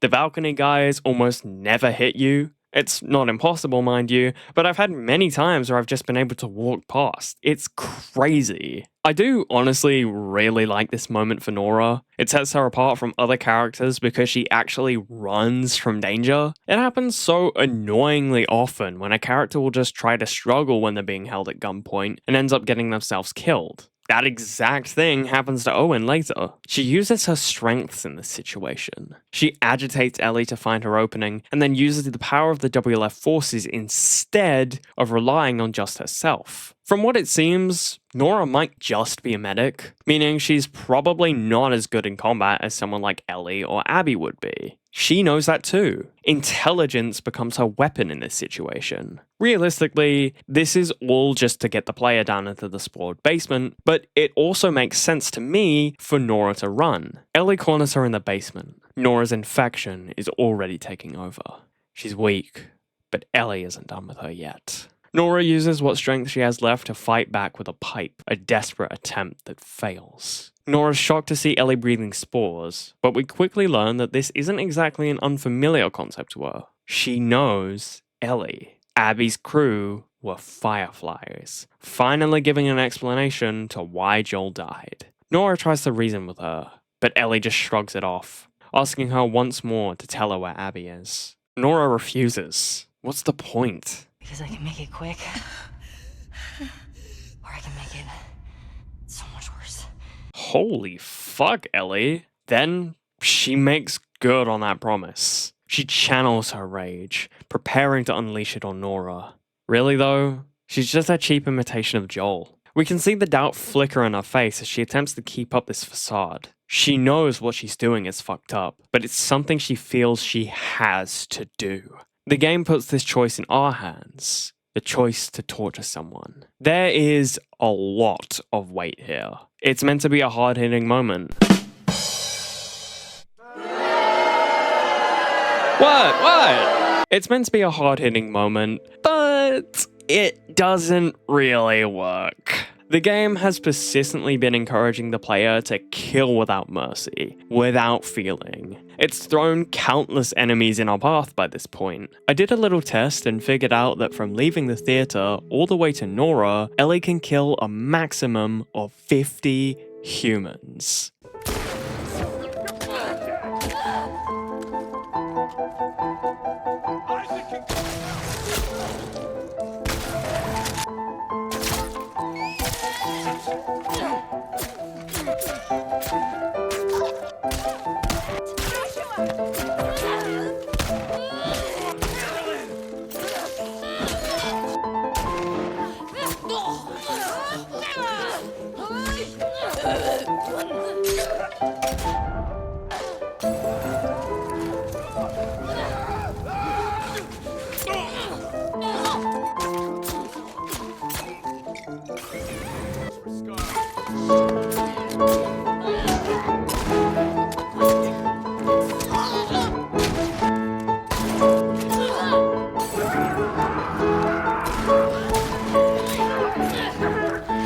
And that's just from 5 encounters. On a first playthrough, most players will probably end up killing all 50. That's a lot of violence that takes away from the emotional impact when killing Nora. It's hard to pretend that killing her is as intense as the game wants you to believe it to be. Now, I can definitely see part of the reason why Nora was different. I mean, we torture her. That's far different to any one kill. To be clear, I'm not writing this moment off as bad. It worked for a lot of people, but it's just tough for my emotions to be provoked in any different way when killing her compared to another enemy. That honestly probably says a lot more about me than anything else. Despite all that, I can absolutely feel the weight of the moment for the characters. It greatly affects Ellie and changes how she acts moving forward within Seattle. This is the furthest she'll intentionally go. We're able to recognize the severity of this. This wasn't a kill out of self-defense. This was a kill born out of Ellie's selfish desire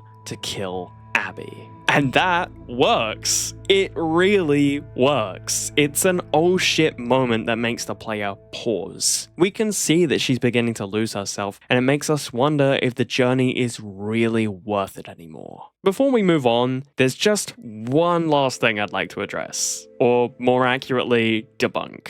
I've heard a lot of people try to say that you can hear the Rat King here if you turn your music off. Where's Abby? You can hear a spooky sound, but it's not the Rat King. The timeline just doesn't match up to make this work. Abby is in and out of the hospital before Ellie even arrives, which means the Rat King is dead before Ellie even steps foot in that basement. I don't know what that sound is supposed to be. It's likely just an old ass building making noises as they do. It's not exactly unknown in the apocalypse. Ellie finally returns to the theater. She's shaking and covered in blood. She got what she needed. Abby's hiding out at an aquarium. Noticing her distress, Dina takes Ellie to the back to get cleaned up. She's finally able to just sit for a moment. She breathes, she processes, she cries. The weight finally comes crashing down on her. The guilt is overwhelming, but so is the shame. She doesn't want to look at herself anymore. She's a monster. It feels incredibly deliberate that she hardly makes eye contact upon her return to the theater. She takes a glance at Jesse, but quickly darts her eyes back to the floor. She doesn't want them to see her like this. She doesn't want to see their disappointment either. The staging during her confession adds to this idea. Dina is behind her, a position where Ellie is unable to see her disappointment, and she never once looks at her in this moment either. Within all these emotions, she finally begins to realize what the path is doing to her. She doesn't want to lose Dina, so she makes a promise to herself. An internal promise to scale back her violence. A promise to hold on to what's left of her. We jump back to the past once more. This time, only a few weeks after they found the Jackson kids. Ellie can't put up with it anymore. She's gone to St. Mary's looking for answers, and answers she shall find. Most people have left already. I don't know which group I'm gonna join. I was one of the ones that wanted to go after the smuggler and the girl. Even if we found her, or by some miracle found someone else that's immune, it made no difference. Because the only person who could develop a vaccine is dead. Following after her is the one person she doesn't want to see. She finally knows what happened, but she just needs to hear it from him. She forces his hand by threatening to disappear if he lies. And so, Joel finally tells the truth. Making a vaccine would have killed you, so I stopped them. Ellie is distraught. She never wanted that. All those lives just for her. She's disgusted at the sight of him. I really enjoyed the drip feed of information we get as to how the relationship fell apart. St. Mary's was always going to be nagging this relationship forever. I think the main reason for that is that Joel is a terrible liar. Bad liars are something I'm such a sucker for in media, especially when they don't make a character foolish. It's a perfect drama element and is used so effectively between Joel and Ellie. The following morning, Jesse and Ellie have a discussion about Dina. He suspects that Dina's stomach thing is actually a pregnancy, which Ellie then confirms to be true. Jesse's concerns grow immediately, and he's adamant that they should take her back to Jackson to get proper care. Ellie actually agrees, but they both know that Dina won't leave without her. So, they agree to wrap things up and get Tommy, marking the aquarium as the next destination. Jesse ponders on why Abby killed Joel, and Ellie finally has the answer. He was a smuggler, and they disagreed about some goods. Fight broke out, some of them died. Guess they wanted payback. The journey towards the aquarium isn't easy. The roads are broken and flooded, meaning they have to steal a boat. Incoming wolf chatter indicates to them that there's a sniper at the marina. Suspecting it's Tommy, Jesse's prepared to head in that direction, but Ellie resists. She makes up excuses. They don't know for sure it's Tommy. They should just steal the boat and go after Abby. I like that despite Ellie's promise to scale it back, she still can't help herself. Her revenge is an addiction. Unable to talk her out of it, Jesse goes to get Tommy, leaving Ellie to go after Abby. She steals the WLF's boat and makes her way out towards the aquarium. I think it's finally time to talk about one of my favorite elements of part 2. That is the weather.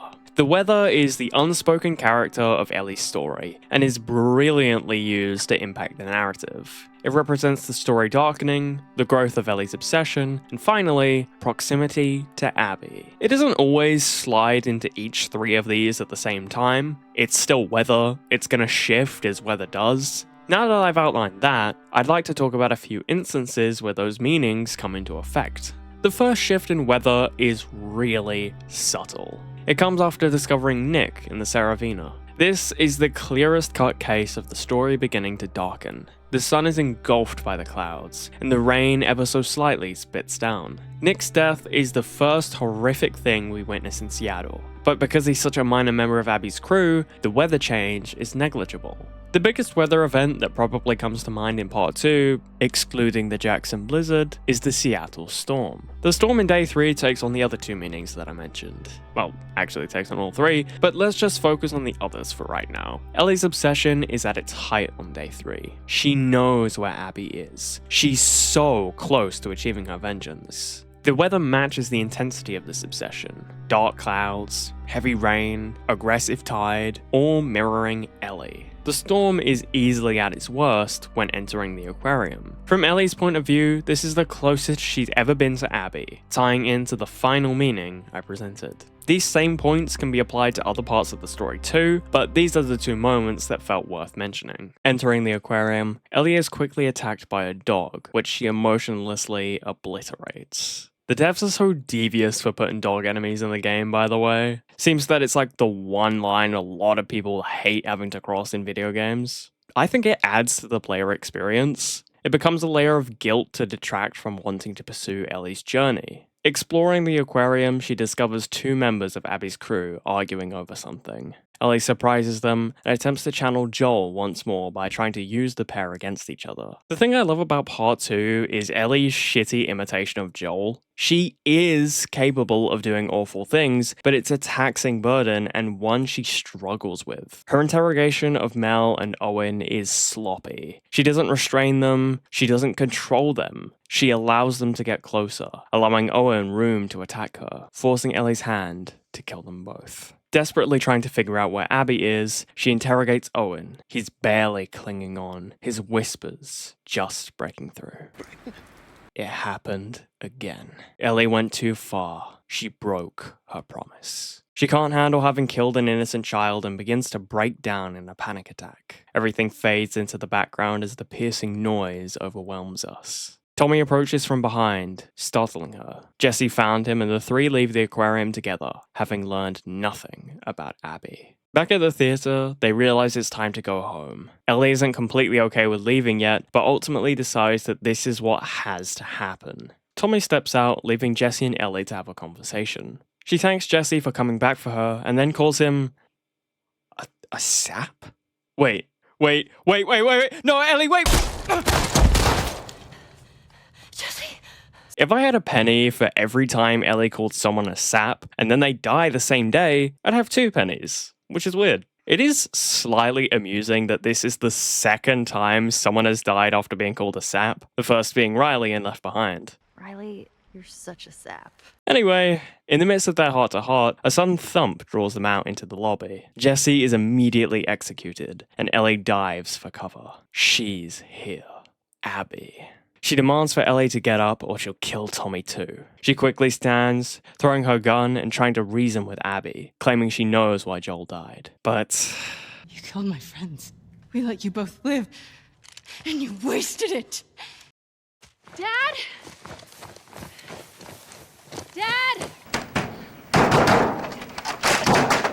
This is the thing that makes everyone piss, shit, and throw up all over the ground. Part 2 throws the biggest fuck you to the player by putting you in the POV of Joel's killer. However, it doesn't waste a moment to finally tell you why. Why did Joel have to die? Simple. He killed Abby's father. Jerry was the nameless surgeon back in part 1. Robbing the world of a cure was reason enough, but this on top of it? Shit. The first Abby flashback is really, really important. They don't just throw us in the deep end of being forced to tolerate Abby, they try to make you empathize from the get-go. Of course, that doesn't work for everyone, it still takes others a long time to come around, and some don't come around at all. But they do the courtesy of at least giving you an understanding. Her brutality makes sense. It's an extremely personal thing for her. She's been dreaming of this moment for 4 years. And what does she get from it? Nothing. Killing Joel brought Abby nothing. It wasn't what she had built it up to be. It was pointless. It brought her no satisfaction, no rest, nothing. The motion capture in this game is fucking brilliant, by the way. The fact that we're able to pick up on the nuances of performances in a fucking video game is insane. Abby continues to have nightmares about her dad despite getting her vengeance. But honestly, the real thing she should be having nightmares about is that. The fact that Beardless Manny is a skin in No Return is so fucking funny. It kills me seeing him like that. We're plunged into wolf life. We get to see Abby's friends, how they live, who they were.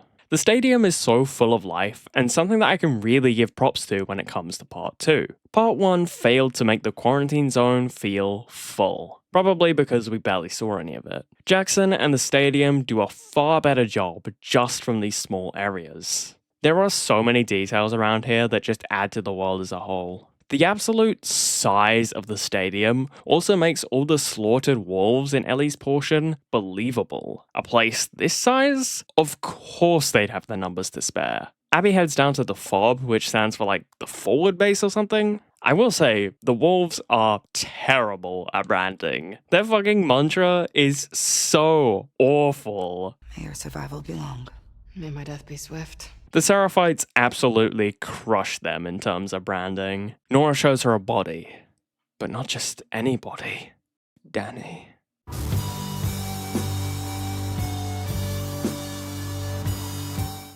Owen was the last one to be seen with him. Apparently, there were no intentions of looking for him either. Abby heads into the apartments, walking past several cages holding tortured Seraphites. Stepping into one of the rooms, we finally meet Isaac, the infamous WLF leader that we've read so much about. He discusses a chance at annihilating the Seraphites. The approaching storm will allow for a full-on attack on the Seraphite island. He needs Abby and Manny to lead some of the waves. Abby, not so subtly, tries to figure out what's going on with Owen. He's just a rogue soldier. It doesn't matter. The Seraphite assault is too important, so Isaac puts a pin in locating Owen. This doesn't sit well with Abby. She knows where he'll be, and she's determined to get to him. He's at their once special place, the aquarium. We get some brief insight into Abby and Owen's relationship in the past. Joel is the reason their romance died. She couldn't stand him being out there, so she lost herself to it all. The training, the killing. Abby went through everything Ellie does in pursuit of her vengeance. In the end, Joel's death was more important than keeping her relationship.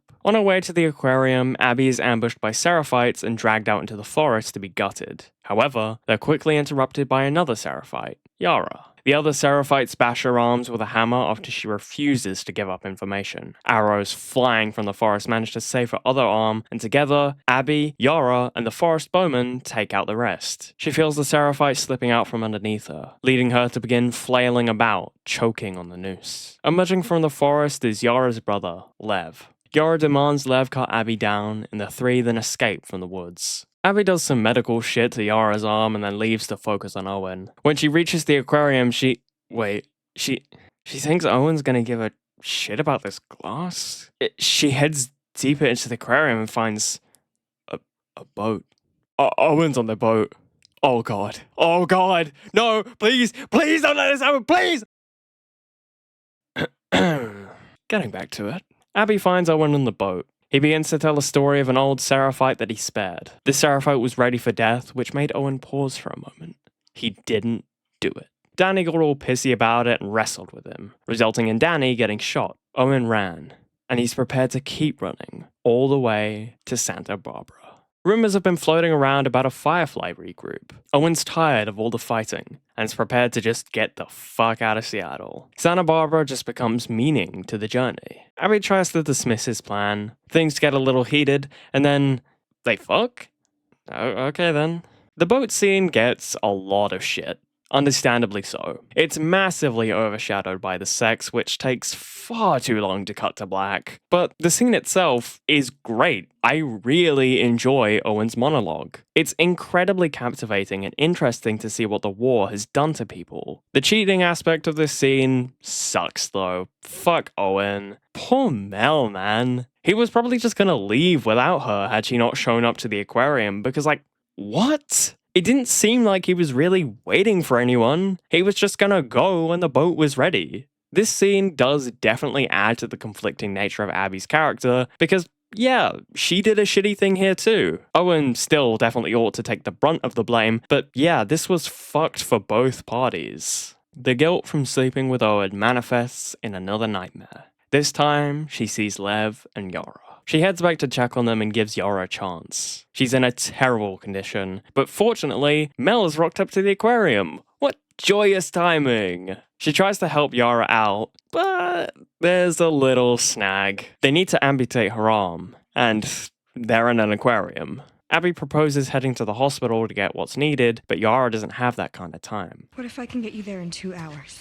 The Seraphites have been using a secret sky bridge to navigate Seattle. One of my favorite things to do on replay throughs is see where the hell I can find the sky bridge. There are so many angles to find it from, and it really shows just how close the Seattle segments are. The two make their way onto the sky bridge, with Abby's fear of heights kicking into high gear. Lev, on the other hand, is fearless and has no problem getting across. The thing I'm wondering amidst all this is, why the fuck is the sky bridge so poorly constructed? From what it sounds like, the Seraphites cross this all the time. Surely they want to reinforce it or something. Imagine one of those big fuckers crossing the bridge. They would fall right off. Literally all it takes is one strong gust of wind while crossing, and it's over. Which is exactly what happens to Abby, but oh look, a conveniently located pole to break her fall. Abby's portion is really annoying for this type of thing. We already know she can't die because she has to be in the theater later. They keep doing this dumb shit like nearly getting gutted or falling off the sky bridge when there aren't really any stakes to that. What does it accomplish for the player to see this? It already steps into the plot armor territory, which The Last of Us just adores for its characters. I've already said my share on plot armor for part 1, and there is definitely more to explore when it comes to part 2, but we'll put a pin in that for now. They descend the building and arrive right outside the hospital. Abby makes her way into the hospital. However, she's quickly arrested by her own people for going AWOL. Fortunately, Nora's around to free her. Abby asks for help in finding supplies, but everything's been cleared out already. Aside from the lower floors. I love this segment. The build up to the lower floors is so fucking good. We know it's going to be fucked down there, but it's actually surprisingly quiet aside from a few clickers. Oh, and the fucking Rat King! This creature is fucking awesome. The design is so weird with all the infected fused together, but it's also way more than just a spooky monster. Oh, yeah, side note, a Rat King is a real phenomenon. If you choose to look it up, you can certainly see why the name fits here, but like, don't if you get grossed out easily. Abby had been building herself up for years, preparing to face the monster she thought Joel was. That definitely didn't go to waste though, because she has much more of a fighting chance now, but against Joel, it was nothing. Her muscles were pointless, aside from getting better golf swings. He was just a defeated old man, nothing more. The Rat King is the symbolic version of Joel, the thing she'd been building herself up to take down. A literal monster. It doesn't just stop there either. Defeating the Rat King doesn't make it over. There's still the Rat Prince left. The prince takes on the symbolism of Ellie, a part of Joel that persists even after his death. Smaller, but just as threatening. After her success, she escapes from the depths of the hospital with the medical supplies Yara needed. One thing I can praise Part 2 for is the restraint to have Ellie and Abby's stories overlap. The hospital is really like the only section where they have a near miss with each other. I think if the entirety of Abby's story was like, hee hee, look how close they were, it'd be incredibly annoying and start feeling like a comedy sketch. Abby is brought back to that cursed hallway that's haunted her for the past 4 years. Only this time, it's not a nightmare. She no longer sees her dad in a horrific way. She sees him how she's supposed to. She sees him as who he was, not his final moments. Abby's dreams serve a similar function to the weather in Ellie's portion of the story. Each one of them reflects Abby's feelings at the time. So let's break them down. The first one is simple. It serves to establish the idea that Joel killed Jerry, and it shows that Abby is still haunted by that. There's also the whole Joel's death wasn't satisfying thing that I spoke of earlier that factors into this one. The second one is a representation of Abby's guilt. But I don't think this is just about Lev and Yara. Now that Abby has finally achieved her goal of killing Joel, she's forced to come to terms with certain realities, despite wanting to hide from them. Owen outlined his own feelings of the Seraphite War feeling pointless. Deep down, I think Abby feels the same way now. All she's done is kill, kill, kill.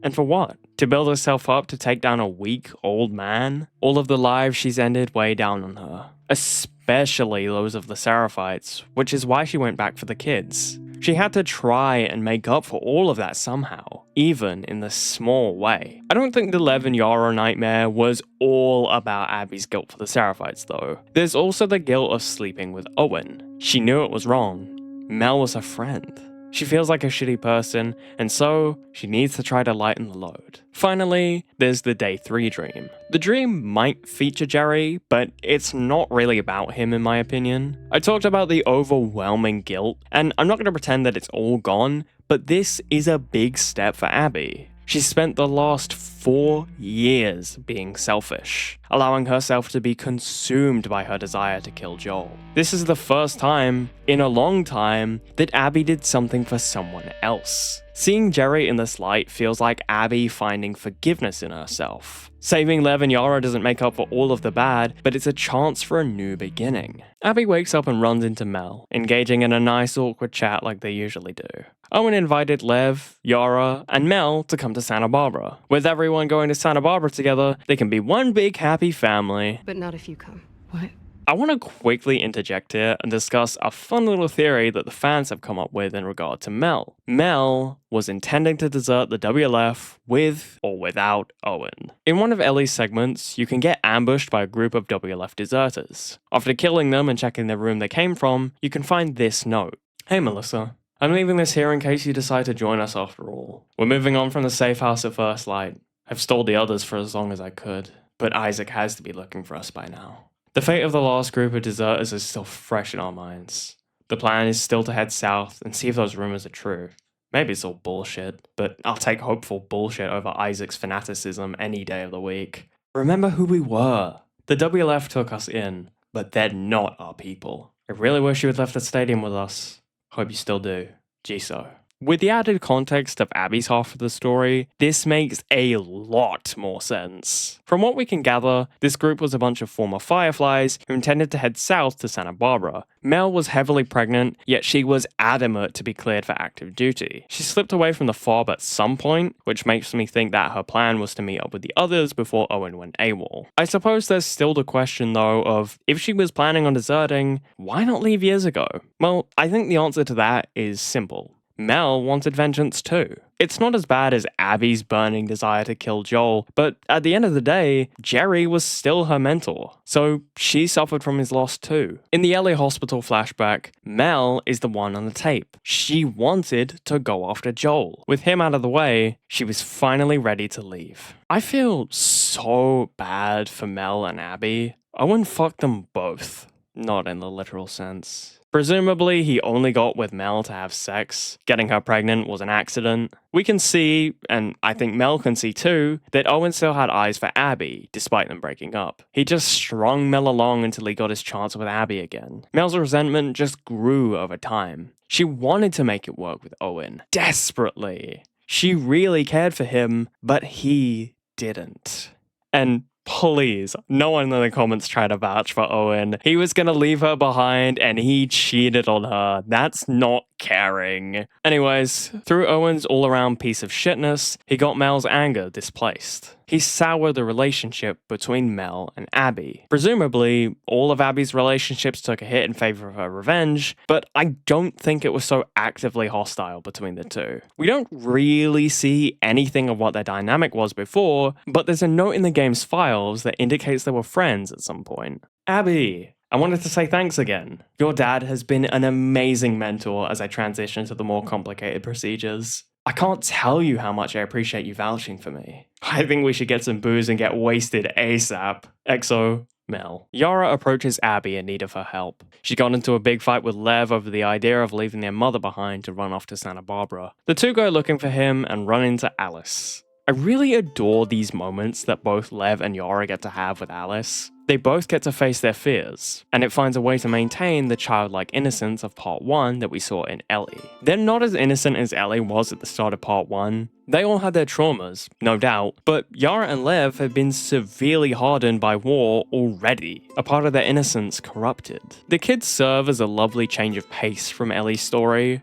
Hers strays further and further from any semblance of innocence, and she continues to obsess over Abby. Owen decides to rock up and have a heart-to-heart with Abby. He pushes for her to come to Santa Barbara, despite him knowing Mel would object. I actually cannot believe this fucker has the balls to say that they deserve to be happy. Fuck you, man. He genuinely couldn't give two shits about Mel. It's so blatant. Fortunately, this is the last time we ever see Owen alive. They discover that Lev has gone to convince his mom to leave Seattle. Yara knows it's a death sentence. Abby and Yara pursue him and head to the marina to grab a boat. The sound of gunfire halts their journey. Yara holds back while Abby pushes ahead to investigate. Get down!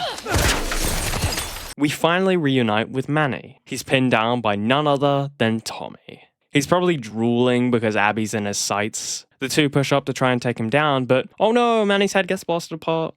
Okay, I've been holding off on talking about this for a while now, but I think Part 2's big flaw comes from its overall goal. Can you sympathize with the villain? The answer is yes, you can. It works effectively for Abby, but only for Abby. The majority of the Salt Lake crew, unfortunately, aren't really characters I grow to care about. I'll be honest, it does take me a long time to grow care for a fictional character, so maybe it's in part why I struggle to be bothered by some of their deaths, but why do I care that Manny is dead? He's been missing for half the game. It's not really any different to him being around. It's not something that lingers with Abby either. Isn't this supposed to be her best friend? I get shit's crazy and she's got bigger fish to fry, but this moment felt entirely ignored after the fact.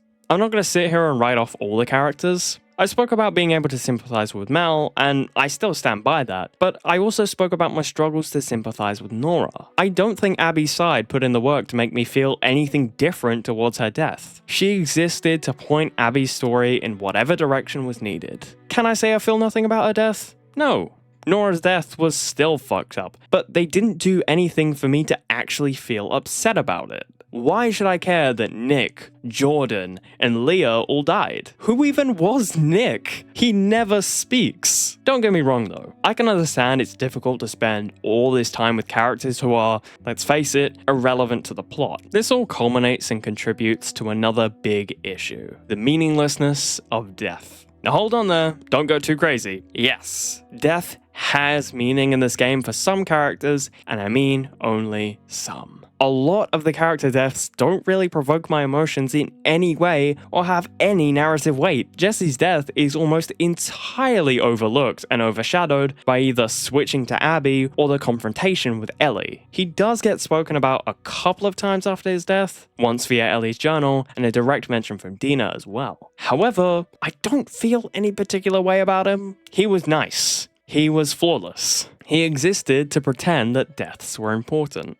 That probably just made me sound like a heartless monster just then. I know. Don't let my critique of this make you think your feelings are wrong though. If you're able to find an emotional connection with these characters and you mourn their deaths, then that's great. Part 2 is a unique experience. We all have our own feelings and personal sway towards certain characters. Getting back to it, Manny's skull is spread into pieces, and Abby pushes in to go for the takedown on Tommy. He manages to surprise her, and then quickly gets his shit rocked by Abby. With no time to waste, the two quickly grab a boat and make their way for the Seraphite Island. Their arrival coincides with Isaac and the WLF forces, leaving the Seraphites on high alert. They arrive at the house to find the corpse of Yara's mother and Lev balled up in a corner. He accidentally pushed her against the table, causing her to bash her head. Yara assures him he did nothing wrong and tries to get him out of there. They make their way through the battlefield with WLF swarming everywhere.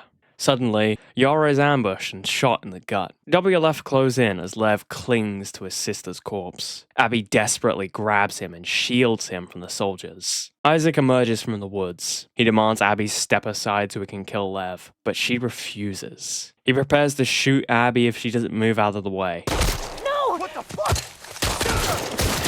Using this distraction, Abby grabs Lev, and the two are able to briefly escape from the WLF. This is a huge step on Abby's journey. She'd already gone AWOL and disobeyed Isaac's orders, but this is far more than that. She's turned against her people. She's turned against them in favor of some Seraphites. I really love how Abby, Lev, and Yara's stories connect to each other and begins to break down the barriers of their respective sides. It's no longer a Seraphite and a wolf. It's two friends against them all. Abby's prepared to kill her own people in order to protect Lev. Miraculously, the two are able to fight their way out and escape on a boat. Now, all the pain and emotion is able to set in. Lev cradles himself, with Abby offering her coat. God, what a shitty few days for Lev. His story is utterly crushing. Growing up and having your family reject your identity is hard, but to have your entire community reject you is unimaginable. He's an orphan, no siblings, nothing. Losing his sister, the one person who chose to accept him in his community, must have been an incredibly devastating loss. One that he definitely blames himself for. Lev tells Abby, I wish I had just ran away. Then Yara wouldn't be caught in all of this. He probably blames himself as she was only on the island to die because Lev went to get their mother. They return to the aquarium and... Is that... Cautiously, Abby walks through the aquarium to find the corpses of Mel and Owen. Abby is beside herself, reduced to tears and throwing up at the sight of them. Lev finds something and shows Abby. It's Ellie's map. For some reason, people actually have a problem with this plot point. Like, what? They try to argue that Ellie never would have left the map, but like, are we being fucking for real right now? Ellie just killed a pregnant woman. An overwhelming feeling of guilt rushed over her, so shut the fuck up. Any person in that situation most likely would have done the exact same thing. I won't deny that it is a tiny bit stupid that Ellie happened to draw everything on her map pointing towards the theater, but also I don't think she expected she was gonna lose it. The drive for vengeance swarms Abby and takes over, pointing her towards her destination. She thinks Tommy was behind all this and decides he can't get away with it. She invades the theater and pins Tommy to the ground, prepared to kill him. Jesse and Ellie rush out, Jesse dies, and Abby demands Ellie get up. Before she has a chance to kill Ellie, Tommy tries to fight off Abby, leading him to get shot in the leg by Lev and then in the head by Abby. She chases down Ellie and the two engage in an intense confrontation. Abby's able to overpower Ellie and begins beating the fuck out of her. Dina rushes in trying to save Ellie, but also gets fucked up. Abby prepares to slice Dina's throat. She had nothing to do with this. She's pregnant. Good. Abby! Thank fuck Lev was here, oh my god.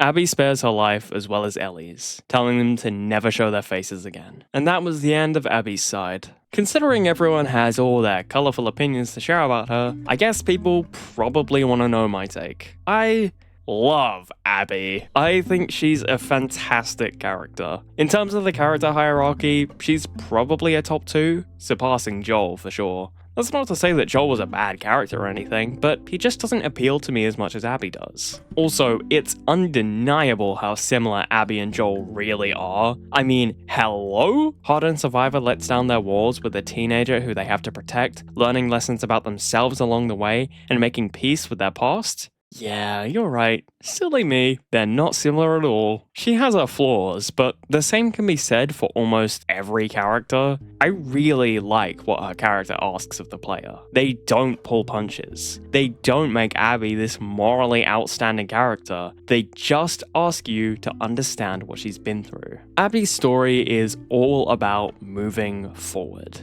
asking the question, how do you find meaning after achieving your goals? Everyone's run into this problem at some point. You work at something for so long and finally, you complete it. But completion only brings another question. What next?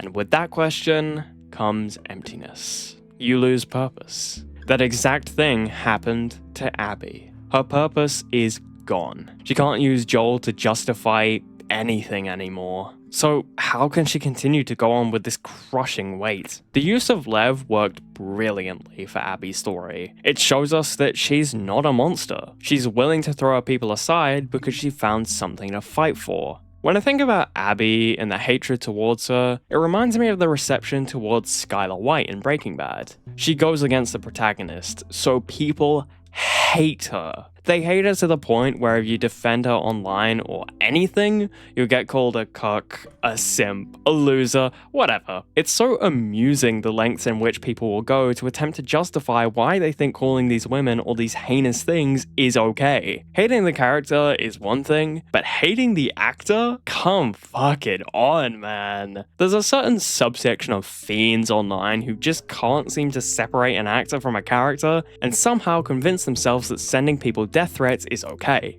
Like, please, grow up. To be clear, this is not an attempt to swat away any Abby criticism by calling anyone who hates her a misogynist, because I think there are fair things to critique about her character, but like, it's the lack of understanding that gets me. You know why Joel died, and yet you still have to drag her for whatever the fuck. You don't have to like Abby, but you can sympathize with people you don't like. Chuck McGill from Better Call Saul is a fucking arsehole, but I can still feel sorry for him because of his condition. Sympathy and hatred can absolutely go hand in hand. Hating someone doesn't suddenly discredit their hardships. Ask yourself, if Abby was the protagonist of part 1 and then part 2 made us play as Joel, would you hate Joel for saving Ellie? Would you hate him for not wanting to lose another daughter? And if so, does that justify the killing of Jerry? Ellie and Dina have moved to the outskirts of Jackson to live their days out on a farm, just like they dreamed about earlier in the game. You know, I've always dreamed of fixing up a farm just outside of Jackson. So are we gonna, like, raise sheep and milk cows? It actually sounds kind of nice. Enough time has passed for Dina to have given birth and settle into farm life. Ellie's a happy mother and goes about her day, dancing with Dina, grabbing JJ's little toy elephant, scrawling some corny shit into a tree, herding sheep into a pond, and then having a full-blown PTSD episode. Maybe it's just down to how much it juxtaposed the previous sections of the game, but the whole tone of the farm feels ever so slightly off in a great way. It's too happy, and that's the intention. The happiness feels eerie. When examining it, every section feels slightly strange. Ellie showing all this affection to Dina isn't them being a cute couple. She's still deeply traumatized, but this is Dina's dream. She's trying to play her role. She's hiding behind a mask. The PTSD episode was inevitable, and it's fantastic. Firstly, I love that Ellie went through all this shit and is unable to continue life how she did before, no matter how hard she might try. She's constantly living in fear that something is going to happen that'll trigger it. We even see her slightly panic for a moment when she knocks over her guitar later. Her episode is set at the basement, but everything is slightly altered. The stairs are longer, darker, and the game gives you full sprint here, unlike back in Jackson. You can feel the utter desperation to save Joel as you try to put an end to his screams. those screams eventually becoming hers. I love that even before the episode, you can feel the build up to it. If you wait outside the barn after herding all the sheep, the wind begins to pick up. A few days pass and Tommy comes to visit. I've already spoken about my issues with both games having insane plot armor, but this, it takes the cake. Like, okay, despite him surviving, Tommy is still fucked up. He's blind in one eye and has to live with a limp for the rest of his life. But like, he shouldn't even be alive right now. I find it a little hard to believe that Abby, a ruthless trained killer, was unable to kill him at point blank range. Like, alright, yeah.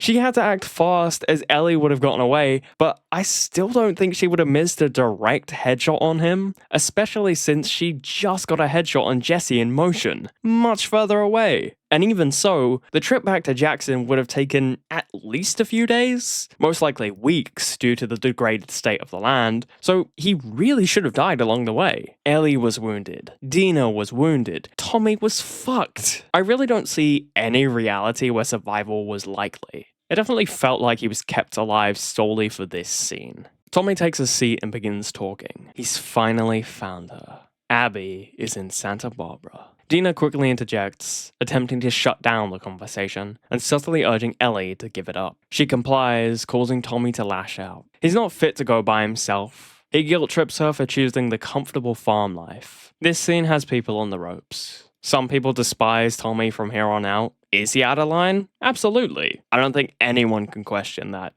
But I can also see where he's coming from. Ellie's scars may have been hidden, but his are on full display. From an outside perspective, Tommy has suffered far more from the journey. One he only took to keep Ellie safe. Tommy took a fucking shot to the head and lived. The brain is a very, very delicate thing. Intense brain injuries like the one he experienced can absolutely have an impact on a person, and not just from a physical standpoint. Some people with brain injuries can experience behavior changes, like getting angry quickly. From a scientific standpoint, his outburst makes sense. The Tommy before Seattle has been eroded away. Deep down, Ellie has always been unable to let go of Abby. She feels guilty for not having finished her. She feels she owes Abby's death to Joel, not to Tommy. But at the same time, she feels she owes it to Dina to stay.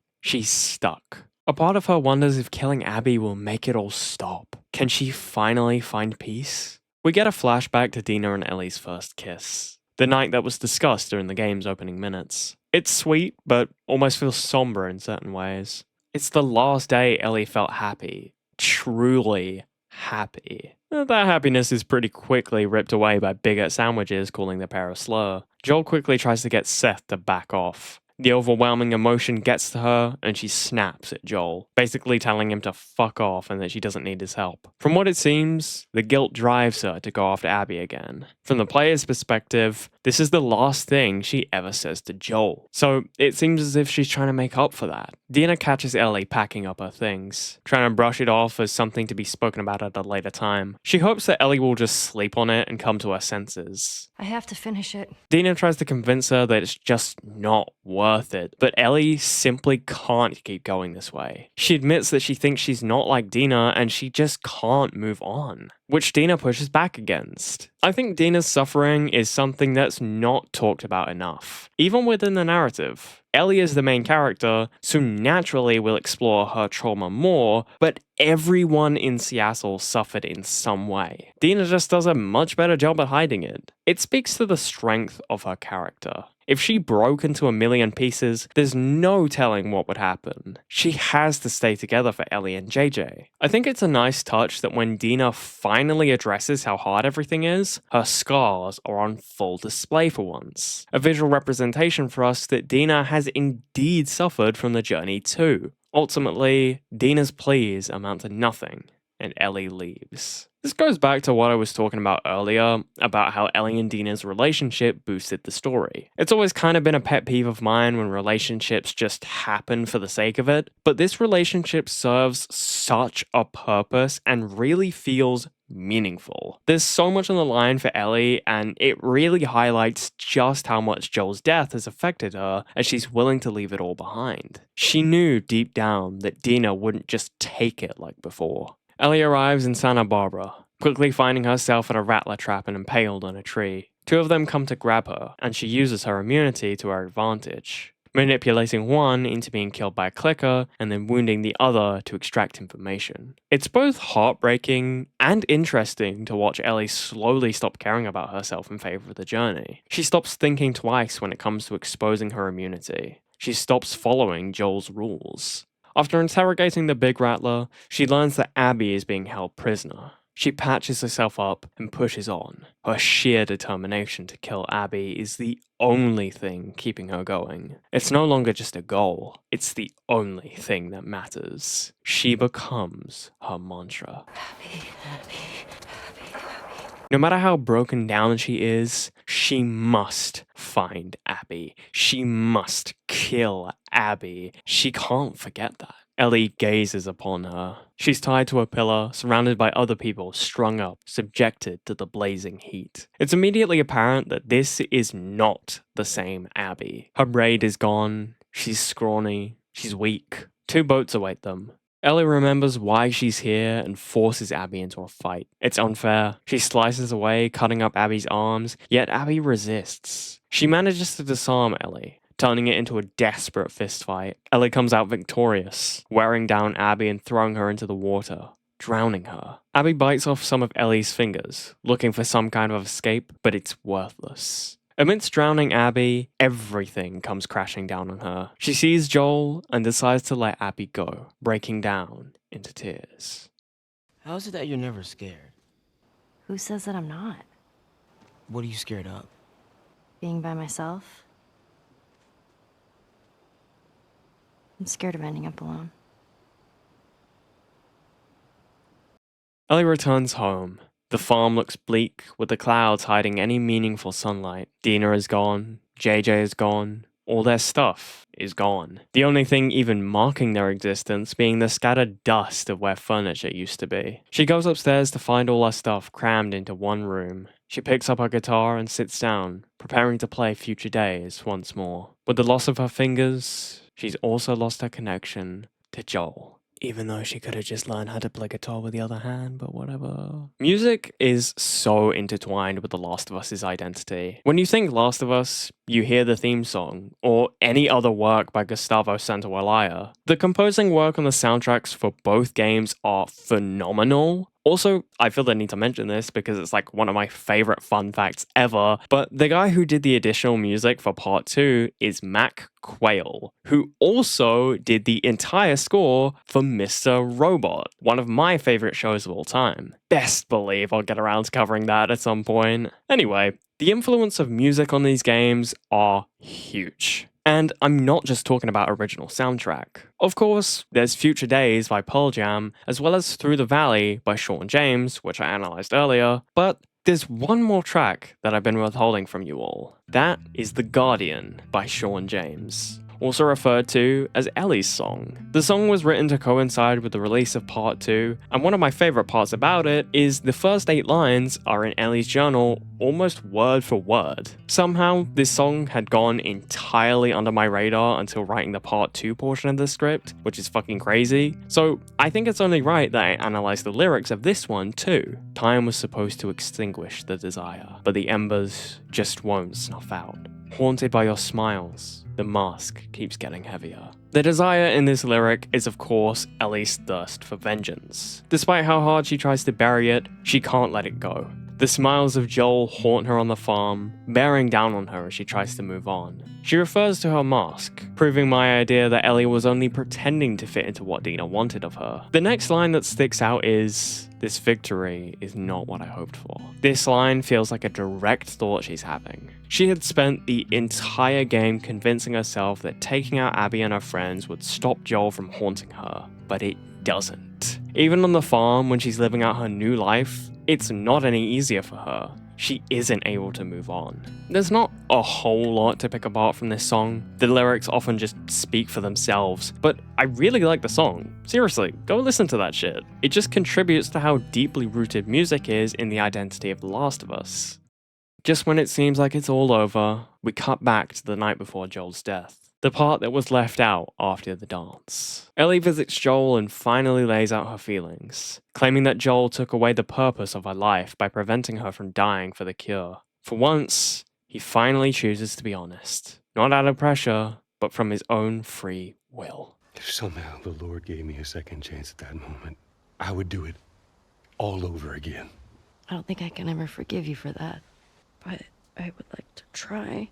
Yeah, this is the best cutscene in the game, but more on that in a moment. Part 2's ending is one of the most divisive video game endings I've ever witnessed. People are still up in arms about the game forcing you to spare Abby, arguing over the idea that we should have been given a choice. But they're missing the point. They're forgetting what The Last of Us is. It's never been that type of game. We've never had a choice in our actions. We're forced into them. They exist to make us uncomfortable. There was never a choice to allow Ellie to die for the cure, so why should there be a choice to kill Abby? I hate the way people talk about sparing Abby. They use it to summarize the game as revenge equals bad. But that's a complete disservice to everything the game is. Yes, revenge is a theme, a major one, but it's so much more than that. Part 2 is about love, loss, guilt, finding purpose, the never-ending cycle of violence, and forgiveness. The porch scene, or the literal next cutscene in the game after sparing Abby, completely disproves the summary of revenge equals bad. She was finally willing to explore the possibility of forgiveness, and then had it stolen from her by Abby. Ellie's anger came from within herself. Deep down, she was mad that she took so long to reconnect with Joel again. She pursued Abby as she became the literal embodiment of her regret.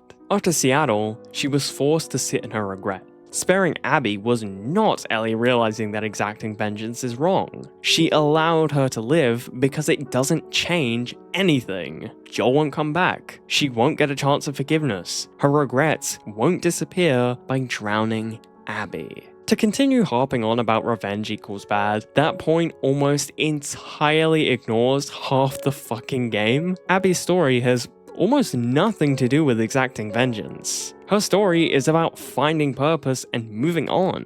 Revenge was her prologue, but it's done now. A lot of people critique the story structure of Part 2. I'm not going to sit here and call it flawless. Besides, I've already expressed my issues with words like that. I'd say the pacing of the story isn't perfect. Abby Day 1 is incredibly slow and a little unbearable. It's long. I mean, it's gotta be the longest day in the entire game. It's segmented with all these flashbacks of Abby's life. The flashbacks are fine, we need to learn who she is, and I do appreciate that it doesn't stall the story later down the line. I'm fine for a story to take its time, but Abby Day 1 is a massive hurdle to get past. It breaks the momentum that the story had been building. We hit this sudden climax with Abby showing up to the theater, and boom, momentum gone. This isn't a travesty, and I get why they did it. Who's gonna want to do confrontation and then all of Abby's portion? No one. We push through Abby's section to get to that moment again.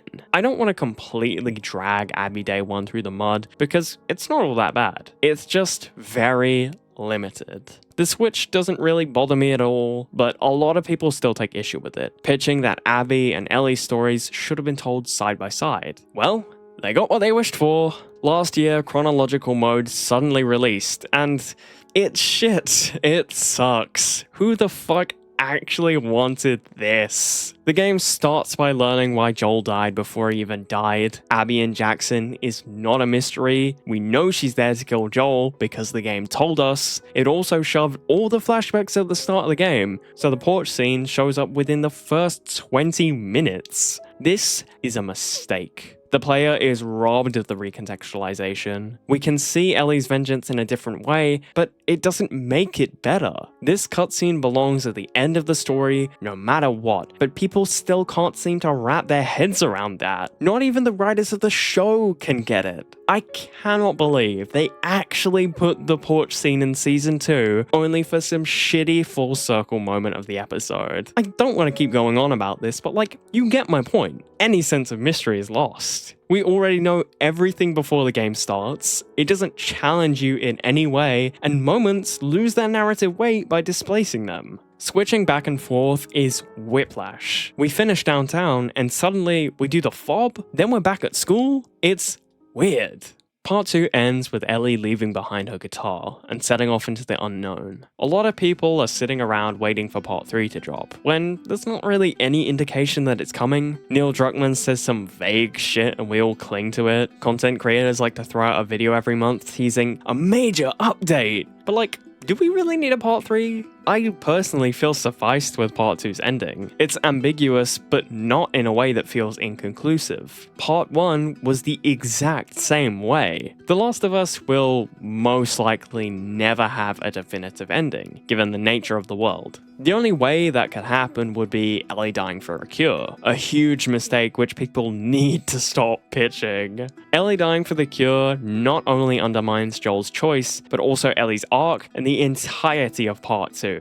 Need I go on? That being said, I'm not opposed to a Part 3 coming out. I'm a fiend for The Last of Us, as this video should tell you. I haven't really thought about any of the ideas as to where the story could go. The only thing that really sits with me is exploring Abby and the Fireflies. But even then, I don't think we really need to see Abby in Part 3. I love Abby, but she had a fairly conclusive arc if you ask me. We also don't really need to put up with the Fireflies again. All that aside, if Naughty Dog intended for Abby to be in Part 3 and tossed her aside because of the backlash to her character, I'd be pissed. Part 2 was a risky story to tell, and they had to have known that. It would be a cowardly move to just forget her like that because the fans were upset. No matter your take on the story, I think the majority of us can all agree that Part 2 is fun. So fucking fun. The combat in this game is easily its strongest aspect, and definitely the reason as to why I've played it as much as I have. Part 1 had a decent combat level, but Part 2 really kicked it up in almost every way imaginable. So let's dive in. I'll be discussing gameplay within the context of Grounded mode on the remaster of Part 2. The gunplay in Part 2 sets itself aside from Part 1. The ability to one-shot is greatly diminished as all the weapons become noticeably weaker. The only weapons I can think of that have the ability to one-shot outside of headshots are the 2 shotguns and Abby's hunting pistol. Ellie's rifle is able to one-shot runners too, but that's a very conditional one-shot. The removal of one-shot weapons actually boosts the fun for the game in my opinion. It raises the challenge level and requires you to be more precise when taking out enemies. It also allows for many more opportunities to use the holy leg stun. Oh, leg stun.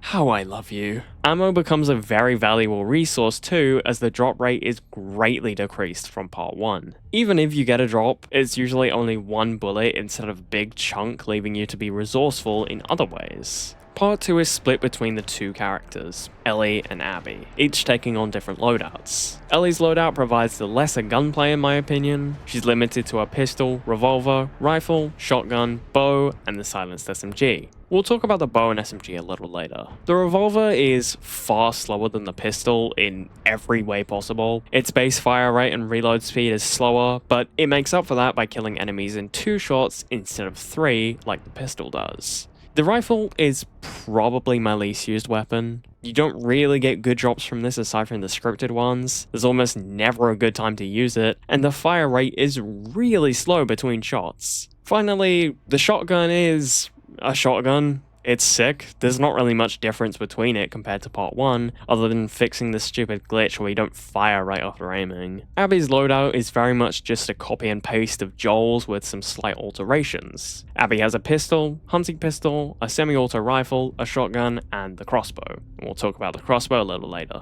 Abby's pistol is a reskin of Ellie's. There's no obvious difference aside from the look. The hunting pistol is sick. It's one of the few one-shot weapons and can be extremely useful if you find yourself in a spooky situation, especially since Abby % is so combat focused. The semi-auto rifle is an amazing gun. It's an incredibly fast-firing gun with a huge mag on it. It kills humans in 3 shots, which is a worthwhile sacrifice for the fire rate, and takes out infected in 2 shots. The shotgun is, yeah, just another shotgun. The only difference is it can shoot flame rounds, which suck unless you're intending to get double kills on infected, and it's only 2 shots instead of 4. The stealth in Part 2 is also an improvement over Part 1. It introduces 3 new methods to make stealth better: prone, grass, and silencers. Prone adds a quieter method of movement and allows you to sneak up on clickers much easier than the usual crouch we've been conditioned to in Part 1. Ellie already having the knife also allows her to kill clickers without the need of shivs, which is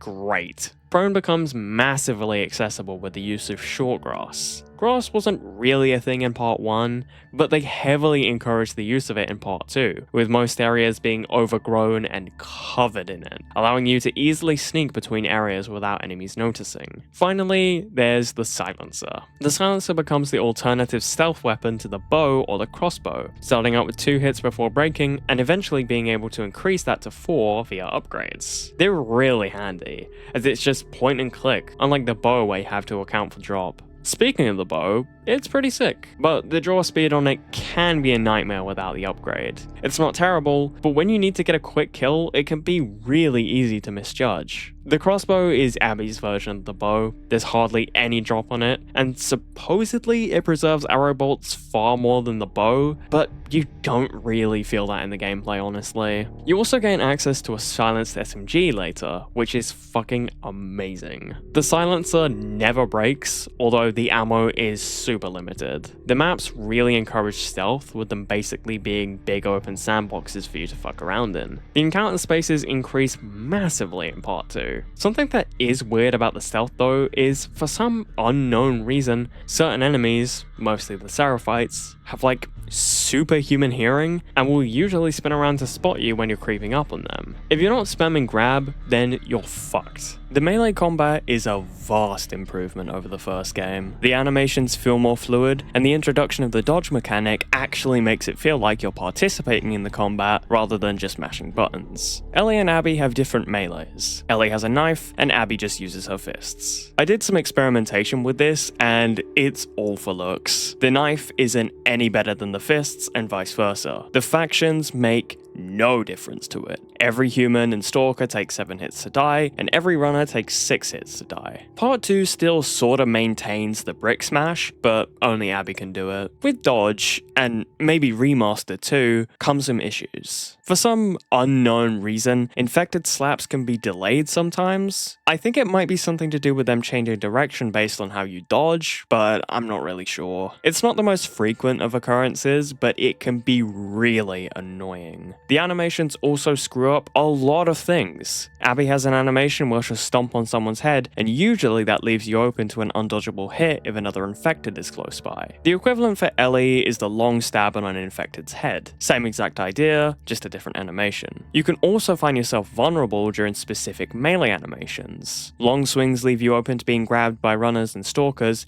and clickers will kill you. It's risky bullshit that needs work. So, I wanted to demonstrate again what I was talking about. Let's just play this first. So, Abby kills this clicker. This is the long animation I'm specifically referring to. She winds the pipe back. I think this only happens with pipes. I can't speak for all the other melee weapons. I've definitely found it the most consistent with pipes. I think bats can do this too, and maybe planks, but I've really only ever had the experience with pipes. But anyway, she winds it back and she hits the clicker and it's dead. That's what's supposed to happen, but as we can see, that's not what always happens. Because I'm dead here. But you can see that the animation starts. Abby has the pipe wound back, ready for the hit. It's right here, ready to hit the clicker, but it kills me. I'm not quite sure what the the issue is here. It doesn't seem consistent whatsoever, and I cannot for the life of me understand why this happens. It's stupid, and I don't know what the developers were thinking. Obviously, this definitely wasn't the intention, but like, Naughty Dog don't give a fuck about this game. Some more work was put in to make the melee weapons actually feel like melee weapons in Part 2. Durability on pipes were reduced, and hits to kill were lessened. The frequency of melee weapons also dramatically increased, with most enemies having one per encounter. It allowed to make quick work of certain encounters as they dropped so often. Part 2 carries over the weapon upgrade from Part 1 and massively improves on it. Instead of adding instant one-shot kills, it replenishes the durability and makes a really powerful weapon. On heavy weapons such as the pipe or bat, it's a one-shot on every enemy, but with things like machetes and axes, it's slightly weaker, with it being around 2 hits to kill on humans and 1 on an infected. The blade being weaker on humans feels a bit silly, considering like it's a blade. Part 2 offers Molotovs, trap mines, stun or smoke bombs for Ellie, and pipe bombs and shivs for Abby. Molotovs are exceptionally downgraded in Part 2. The range is tiny, and most enemies no longer instantly burn. You can still use the trick with stuns to make them burn, but it's a pain in the arse most of the time. It's still probably the best item for combat situations, but it's a disappointment nonetheless. The trap mine is fine. It's Part 2's equivalent of the nail bomb, but it can only be placed down for enemies to walk onto. The only time I ever find myself actually using the thing is spawn trapping, if I'm being honest. Literally, if you place the trap mine in front of the TV station door, almost everyone aside from the melee guy will blow up when they spawn. Really fun way to skip an encounter. I suppose you can also put them in the path of a bloater, but like, meh. The stun bomb can be a great way to bail yourself out of a tough situation, as it's got pretty decent range to it, allowing you to stun multiple enemies at once. You can also upgrade it to a smoke bomb, which is the exact same idea as Part 1's, but it instantly detonates and feels like something you actually want to use. Oh, yeah, and you can actually craft the damn thing. Pipe bombs are decent. I don't want to say they're amazing because they still suffer the same issues that the Molotov has, but even worse. Pipe bombs bounce, and they bounce a lot further than you'd expect them to. The range on the base pipe bomb is terrible. Oftentimes you just end up knocking the enemy over instead of killing them. It's really stupid. Finally, there are shivs. Shivs operate in a slightly different way to Part 1. There are no shiv doors, but now you have the ability to escape grabs whenever you want. You don't need any shiv master ability to save you. It's also not limited to clickers. Other infected can also get shivved when they grab you. And just like Part 1, it also allows Abby to stealth kill clickers. It's probably like the only one-up Ellie's melee kit has over Abby's. The ability to instantly stealth clickers without shivs is super valuable and something I often take for granted. I think the overall resource management for Part 2 can be a little bit harder. There's far more overlap between resources in the crafting menu. Abby's kit is a little more taxing than Ellie's, as her pipe bombs take 3 resources instead of 2 like everything else. Choosing what to craft can actually become pretty overwhelming. If I craft a silencer, I might lose the ability to craft a health kit or smoke bomb. If I craft a pipe bomb, I could lose the ability to craft a health kit, a silencer, and the various ammos that Abby can craft. Oh, yeah, to make up for Abby's lack of anything, she can craft ammo which is really poorly optimized. It's an entire skill tree that I never see anyone take because literally every other skill tree is far more appealing. Part 2 attempted to improve upon the ally system, and it worked pretty well. Allies now actually assist you in double kills, which did technically exist within Part 1, but all of them were scripted. Part 2's double kills do take a little bit of manipulation there, but there are far more opportunities for them to occur. I found that Dina is the best for this. She loves getting double kills. I know Manny can also get double kills, but it's really rare. I've seen both Lev and Joel get stealth kills, but only on the last infected within certain encounters, and it hardly ever happens. Allies are still able to randomly stun enemies with bricks, although it's an incredibly rare occurrence and really could come in handy when, you know, the ally fucking alerts the enemies. You heard me right. For some bullshit reason, allies are able to trigger the enemy's alert state. From what it seems, they'll just path into the enemy, causing an alert to occur, and there's nothing you can do to prevent it. You can't tell them where to go at any times, so this is just a major flaw in the game. This shouldn't be a possibility. Like, at all. I've had it happen more so in the remaster. I don't know why, but it just does. The allies are also terrible for how they path in general. They all have really bad habits of knocking you out of cover, which usually gets you spotted or just puts you in a really shitty position. The worst part of it is the game is utterly dominated by allies hanging around you. There are very few segments of the game where you're alone. For the majority of Abbey percent, you always have an ally. Ellie percent is a little less strict on it. Day 2 has you completely alone minus the flashbacks and that one encounter with Jesse. Part 2's faction variety has me drooling. One of my major issues with Part 1 was the complete lack of variety within the enemies, as every human was just a reskin of each other. But Part 2 massively improved upon this critique. I suppose I'll start by saying, no, not every human enemy is actually different, but they feel different, and there's enough variation in enemy types to make that believable. There are 3 human factions within Part 2, the Seraphites, the WLF, and the Rattlers. The Seraphites, as I already mentioned, are my favourites. The whistles are iconic and make them actually really terrifying to go up against, as they remain so silent in a combat state. They're also the only enemies to have bows in the game, which are a pain in the arse to deal with because arrows get stuck, leaving you vulnerable as you have to pull them out. What sets them apart is their special brute enemy. I will say, these guys feel cartoonish and kinda take me out of it. Like, what the fuck are these guys eating over on the Seraphite Island? Why are they so big? They're basically the exact same height as a bloater, which is insane. These guys operate with this big ass hammer that can be pretty deadly, but they're also really predictable, so dealing with them isn't much of an issue. It can give you trouble when they're backed up by humans though, but that's also not really a common occurrence. Then there are the WLF. The WLF are pretty basic, just aggressive humans with guns. The thing that separates them from the Part 1 enemies are their dogs. There aren't that many in the game, but the WLF are accompanied by dogs who can track your scent and maul the shit out of you. It can be a real pain in the ass, but you really don't get alerted as often as you'd think, even on grounded. Finally, there are the Rattlers. It's a little hard not to see the obvious similarities between the Rattlers and the WLF, as they also have dogs. The majority of the Rattlers have body armor which make Molotovs obsolete. Fortunately, these guys aren't really around for very long, so I can overlook the glaring similarities to the WLF. The fun part about them though is that they have chained infected in certain situations. They normally get obliterated if you set them free, but they can come in handy when you whittle down their numbers. The infected work in almost exactly the same way. Runners, clickers, and bloaters don't change, but stalkers do. Stalkers are way more annoying to fight. I've seen the delayed slaps with the stalkers most often of all the infected.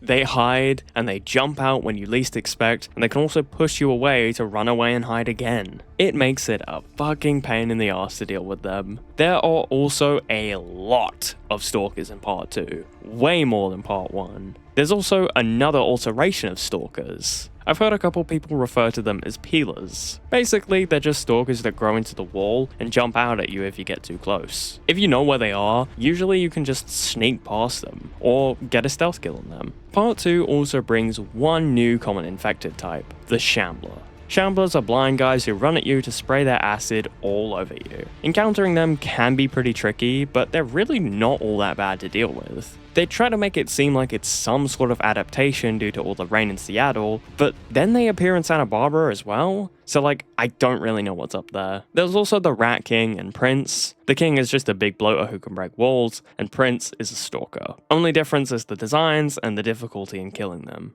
The encounters in Part 2 are fantastic. They feel a lot more unique than Part 1. As I already mentioned, the areas are huge, providing a lot of opportunities to get creative with it. Part 2 also decided to mix the factions together in certain encounters, so oftentimes you'll be in the middle of infected versus humans or WLF versus Seraphites. This was already a present idea in Left Behind, but Part 2 included it far more. Obviously, Jackson has the worst encounters. They're very tight infected-only encounters and don't really leave a lot of room for creativity, although people have turned the supermarket encounter into some wacky shit. But yeah, overall, Jackson is pretty boring to play. If I had to pick my least favorite Seattle day, it's probably Ellie Day 3. there's just not really a lot going on here, and I think the majority of the encounters feel a bit boring to try to kill all on. Convention Center and flooded streets are just begging for you to get spotted and end up having to do a panicky kill all. There's also the encounter where some Seraphites hold up in this building, which is the shittiest designed encounter ever. Clearly they just want you to either snipe from the monorail or drive right through it. If you try to fight this encounter, there's a pretty good chance you'll get spotted, as the pathing basically makes it so everyone has eyes on someone at all times. Part 2 really tried to experiment with its level design. They used layers far more than they ever had in Part 1, and with that experimentation came bad encounters. Abbey Percent definitely suffers more from this. Overlook and Train Yard are easily the worst encounters in the entire game. Overlook has 3 floors here, which makes the spawns tight and their navigation annoying. Killing an enemy a floor above can get you spotted from below or vice versa.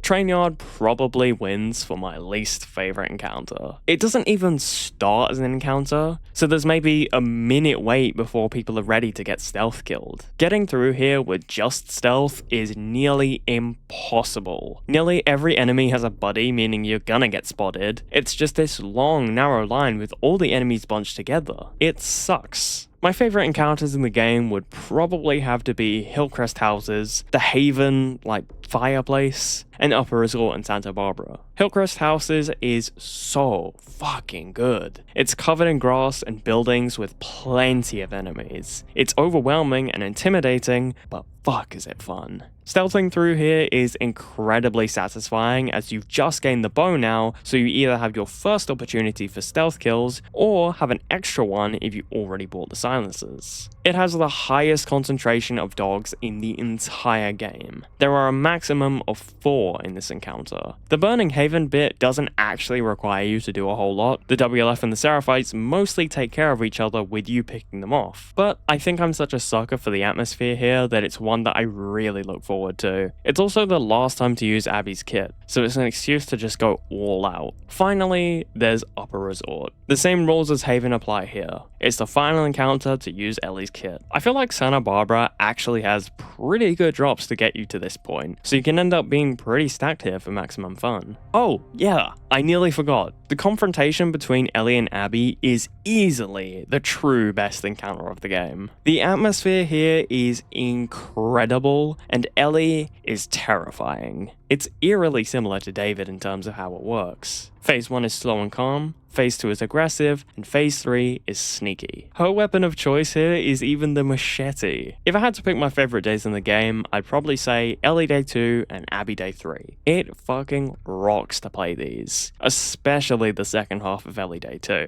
The encounters thrown at you are great, and the stealth can be really fun. The same exact thing can be said for Abby Day 3. I'm not going to spend the time breaking it down like I did with Part 1's winter segment, because it doesn't really change up the formula that the game has, but that's fine. The encounters are still great.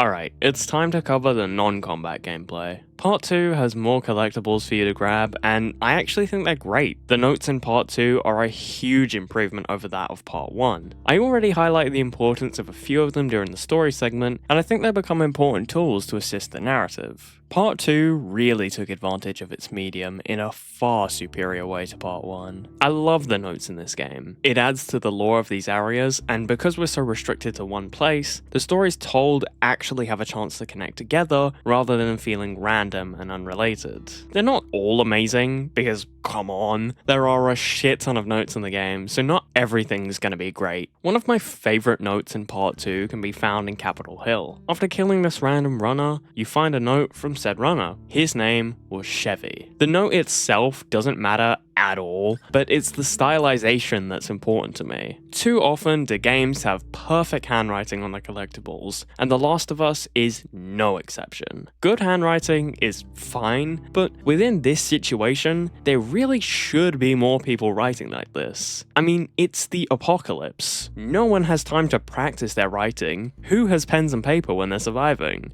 Well, I guess Ellie does, but don't worry about that. Anyways, in this time, a lot of survivors would be lacking the ability to read and write, so it's a bit shocking that not a lot of the notes are like this one. A collectible that really lends itself to the narrative is Ellie's journal. We actually get to look into her psyche as well as learning some backstory that we otherwise wouldn't have gotten. Through dialogue, we learn that Ellie got a tattoo from a girl named Kat. They do imply that Ellie and her dated, but you actually get to read about their budding romance in her journal. It also feels very human reading it too. We get to read about Ellie freaking out about fucking up her friendship with Dina. It's awesome. There are also like the little hero trading cards and coins that you can find, which are just boring and pointless. At least the trading cards have sick designs, but who actually gives a fuck about the coins? I've said it and I will say it a million times over. Part 2 is a gorgeous game. It really inspires you to drink it in and take a look around. And looking around actually really pays off. There are so many little details that you would otherwise miss if you were to just plow through the game. Ellie and Joel's houses are incredibly detailed, so I just want to point out a few of my favorite things. For one, the clock in Ellie's house actually functions as a clock. The minutes go by in real time. It's sick. Ellie has a box marked comics, and then even more comics. There's a snow globe with a deer in it, which feels like a reference to Part 1 Winter. There's the Walkman from Left Behind, Sam's toy robot, both volumes of No Pun Intended, and trading cards on the table. Upon closer inspection, I realized that these are all the ones you can find in the flashbacks of the game. Also, for some reason there are none of Ellie's iconic shoes on the rack, which feel weird, just like a bunch of random ones. Joel's house carries the same level of detail, with references throughout the game. You can find a little dinosaur booklet from Birthday Gift, his owl mug that he has during the porch scene, a huge jar of soap, for some reason. Also, why the fuck does Joel have 3 bathrooms? He's one guy. Speaking of bathrooms, Ellie often struggles to look at herself in the bathroom mirrors after Joel's death, which is a really nice touch. Interacting with one of Joel's guitars makes Ellie write in her journal. She simply puts, "All the promises at sundown, I meant them like the rest," which is of course a lyric to Future Days, and most likely a reference to Ellie's offering to find forgiveness the night before. He has his 2 daughters sharing the same cabinet, and Sarah's photo being the only white frame, perhaps symbolic of innocent times. He's got a little carved out Texas on his wall, and finally, a book titled An Idiot's Guide to Space, presumably a way for Joel to get closer to Ellie. Also, a lot of Joel and Ellie's stuff gets carried forth to the farmhouse, which is fun. Speaking of the farmhouse, one of my favorite details is Dina humming. If you hang around upstairs long enough, you'll hear her hum the song Take On Me.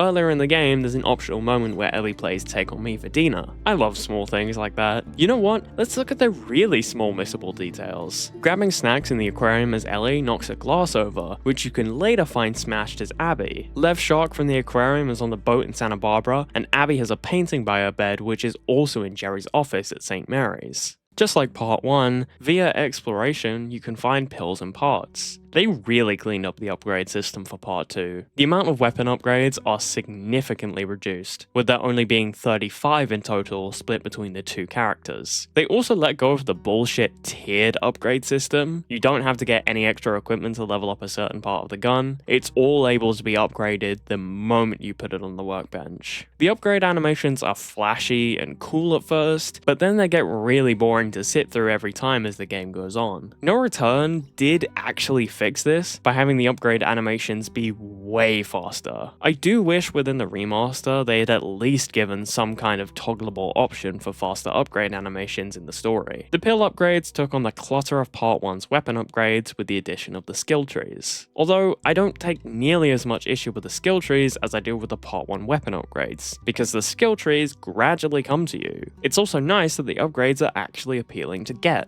I do think they went a little overboard with it though. There are skill trees I never find myself using, like the ammo tree for Abby or the accuracy tree for Ellie. I think if they cut those 2, I really wouldn't have anything negative to say about the pill upgrades. The puzzles in this game carry about the same difficulty as Part 1. They're not nearly as annoying though, because there's no like Ellie palette thing as she can actually swim now. Overall, the game barely throws anything actually difficult at you puzzle-wise. I've seen a few people struggle to figure out how to get into this room, but that's really it. Is this an improvement over part 1? Honestly, yeah. The Ellie palette shit was stupid, and I'm glad they got rid of it. Part 2 takes on the same ways to encourage progression and softly guide you between the areas. Once again, they use a lot of landmarks to point you to wherever you need to go, like the TV station or the Ferris wheel. No yellow paint, so that's great. They also begin using road signs to guide you, like the Seattle motorway sign to point you towards the gate, or the hospital sign to point you towards the hospital. Part 2 also experiments with this massively open area at the start of Seattle, really encouraging you to just explore all of it on your own. You have a map, which is actually really cool because Ellie will mark the landmarks down on it, although the animations for that can get annoying quickly. The overall objective of downtown is to find petrol in the courthouse garage or the synagogue. The fun part about that is the petrol isn't fixed to one location.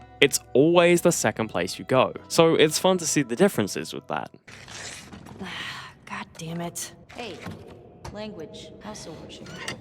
It's empty. That sucks. Oh, hell yeah. Hey, language, this is a house of worship. We got some gas. Oh, fuck yeah. Oh, come on. Empty. Seriously? That giant tank? Just tapped out. And? We got gasoline. Our luck's changing. Don't you jinx us. I've been playing The Last of Us for 5 years now. It's become a big part of who I am. I love challenge running these games. I love playing No Return. But in scripting for this video, it's got me thinking, why The Last of Us? What does it mean to me? Across all these thoughts, I keep coming back to the same idea. This might be corny as hell, but I think these games feeling meaningful to me have nothing to do with the games at all. For the first 3 years, I racked up maybe a few hundred hours across the series, and now I'm at 2,000. In 2024, I happened upon a Twitch stream. Some guy was challenge running The Last of Us 2, something I'd never imagined before. Beating the game on the hardest difficulty without dying? What the fuck? Clicking on that stream changed something for me. I was enthralled watching that shit. I'd never seen the game be played in the ways I was witnessing. And that was it.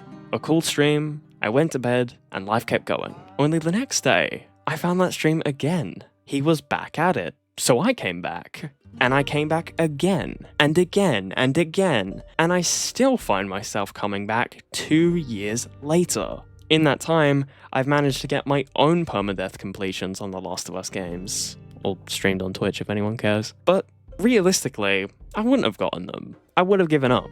I don't think I really cared all that much. But the thing is, those were some of the greatest times I've ever had on the internet. I had been able to meet all these amazing people with their own personalities, speak with them, get to know them, and they got to know me. They've had to put up with my Breaking Bad bullshit for years, and I love it. That is what The Last of Us means to me. When I think The Last of Us, I think of those times. I think of the people that I've met. So, I don't think it's right for me to sit here and be the only one talking about what The Last of Us means to me. Let's see what The Last of Us means to them. It's my favorite game franchise, and I've loved it for 12 years strong. I have it on my body forever, and I love theories, symbolism, and debating the meta. So, what TLOU means to me is the story of it is amazing. Like in the first one, where Joel and Ellie don't have the best relationship in the beginning, but slowly they start getting closer, and they get closer with everything they face. Even though Joel's daughter Sarah died, he still chose to let Ellie in, and it's beautiful. The second game is a different story, seeking revenge on someone who killed someone you cared for, and not stopping until you get that revenge. And it's heartbreaking to see Ellie have everything and then lose everything for wanting to get Abby for killing Joel. In a way, it felt kind of personal to me because I've lost someone too, and felt like I've lost everything when they passed. So that's another reason why I love TLOU, because there's also some personal aspects in the game. I remember the last scene in TLOU 2 where Ellie and Joel were on the porch, and I remember crying because of it. You can see the anger Ellie has, but can also tell how horrible Joel felt. The absolute despair and tragicness of it all. Fuck a happy ending. The Last of Us means a lot, to say the least. But when it all comes down to it, I'd say the two best things about it are first, the fun aspect of it, from the very first time experiencing the story to any playthrough after that. It maintains that quality, whether that's the gameplay, the atmosphere or the environments, and the characters really having a special place in my heart, and so much more. Also, this was the very first game that seriously inspired me to get into playing single player games, and showed me how fun they could really be after not wanting to rarely ever touch them until I played The Last of Us. So I owe a huge thank you to this game for that, and getting me into challenge running and speedrunning too. As for the second most important thing I'd say about the game, is the community that was built around it, and how it opened my eyes to other gaming communities too, and how incredible this form of entertainment can be. How many different ways a game can be explored and experimented on, so to speak, no matter how long it's been since it released, is so fascinating. The love and passion for not just The Last of Us, but all other games out there, all around the world, all the time, with connections being formed through a medium like this one, is one of the most beautiful parts about gaming. And The Last of Us made me realize all of that. So it matters to me that on a personal and community level, that at the end of the day is sparked from the fun experience developers have created here with this game. So that is why I love The Last of Us, and it will forever have a meaningful place in my heart. The Last of Us means so much to me in so many different ways. It changed the way I see storytelling in games. It's provided me with thousands of hours of enjoyment through its well-balanced, methodical to explosive gameplay style. It's brought me community, online and in real life. It's stuck with me in many ways few franchises have. It's a deeply moving game, and has led me to a wonderful community of people. I wanted to give a special thanks to Seafaring Kissboy, Ammo Greed, Jonah Clem319, Stildo, and the two anonymous people for helping me out in this video. Also, a special shout out to AK Black and Red for setting me down this path in the first place. You'll be able to find all their links in the description. And finally, a thank you to you, the viewer. To move from Twitch to YouTube and find out people actually care enough about what I have to say to the point where hundreds of thousands of people have watched my videos genuinely means the fucking world. You guys are awesome. As always, thank you for your time and thank you for watching.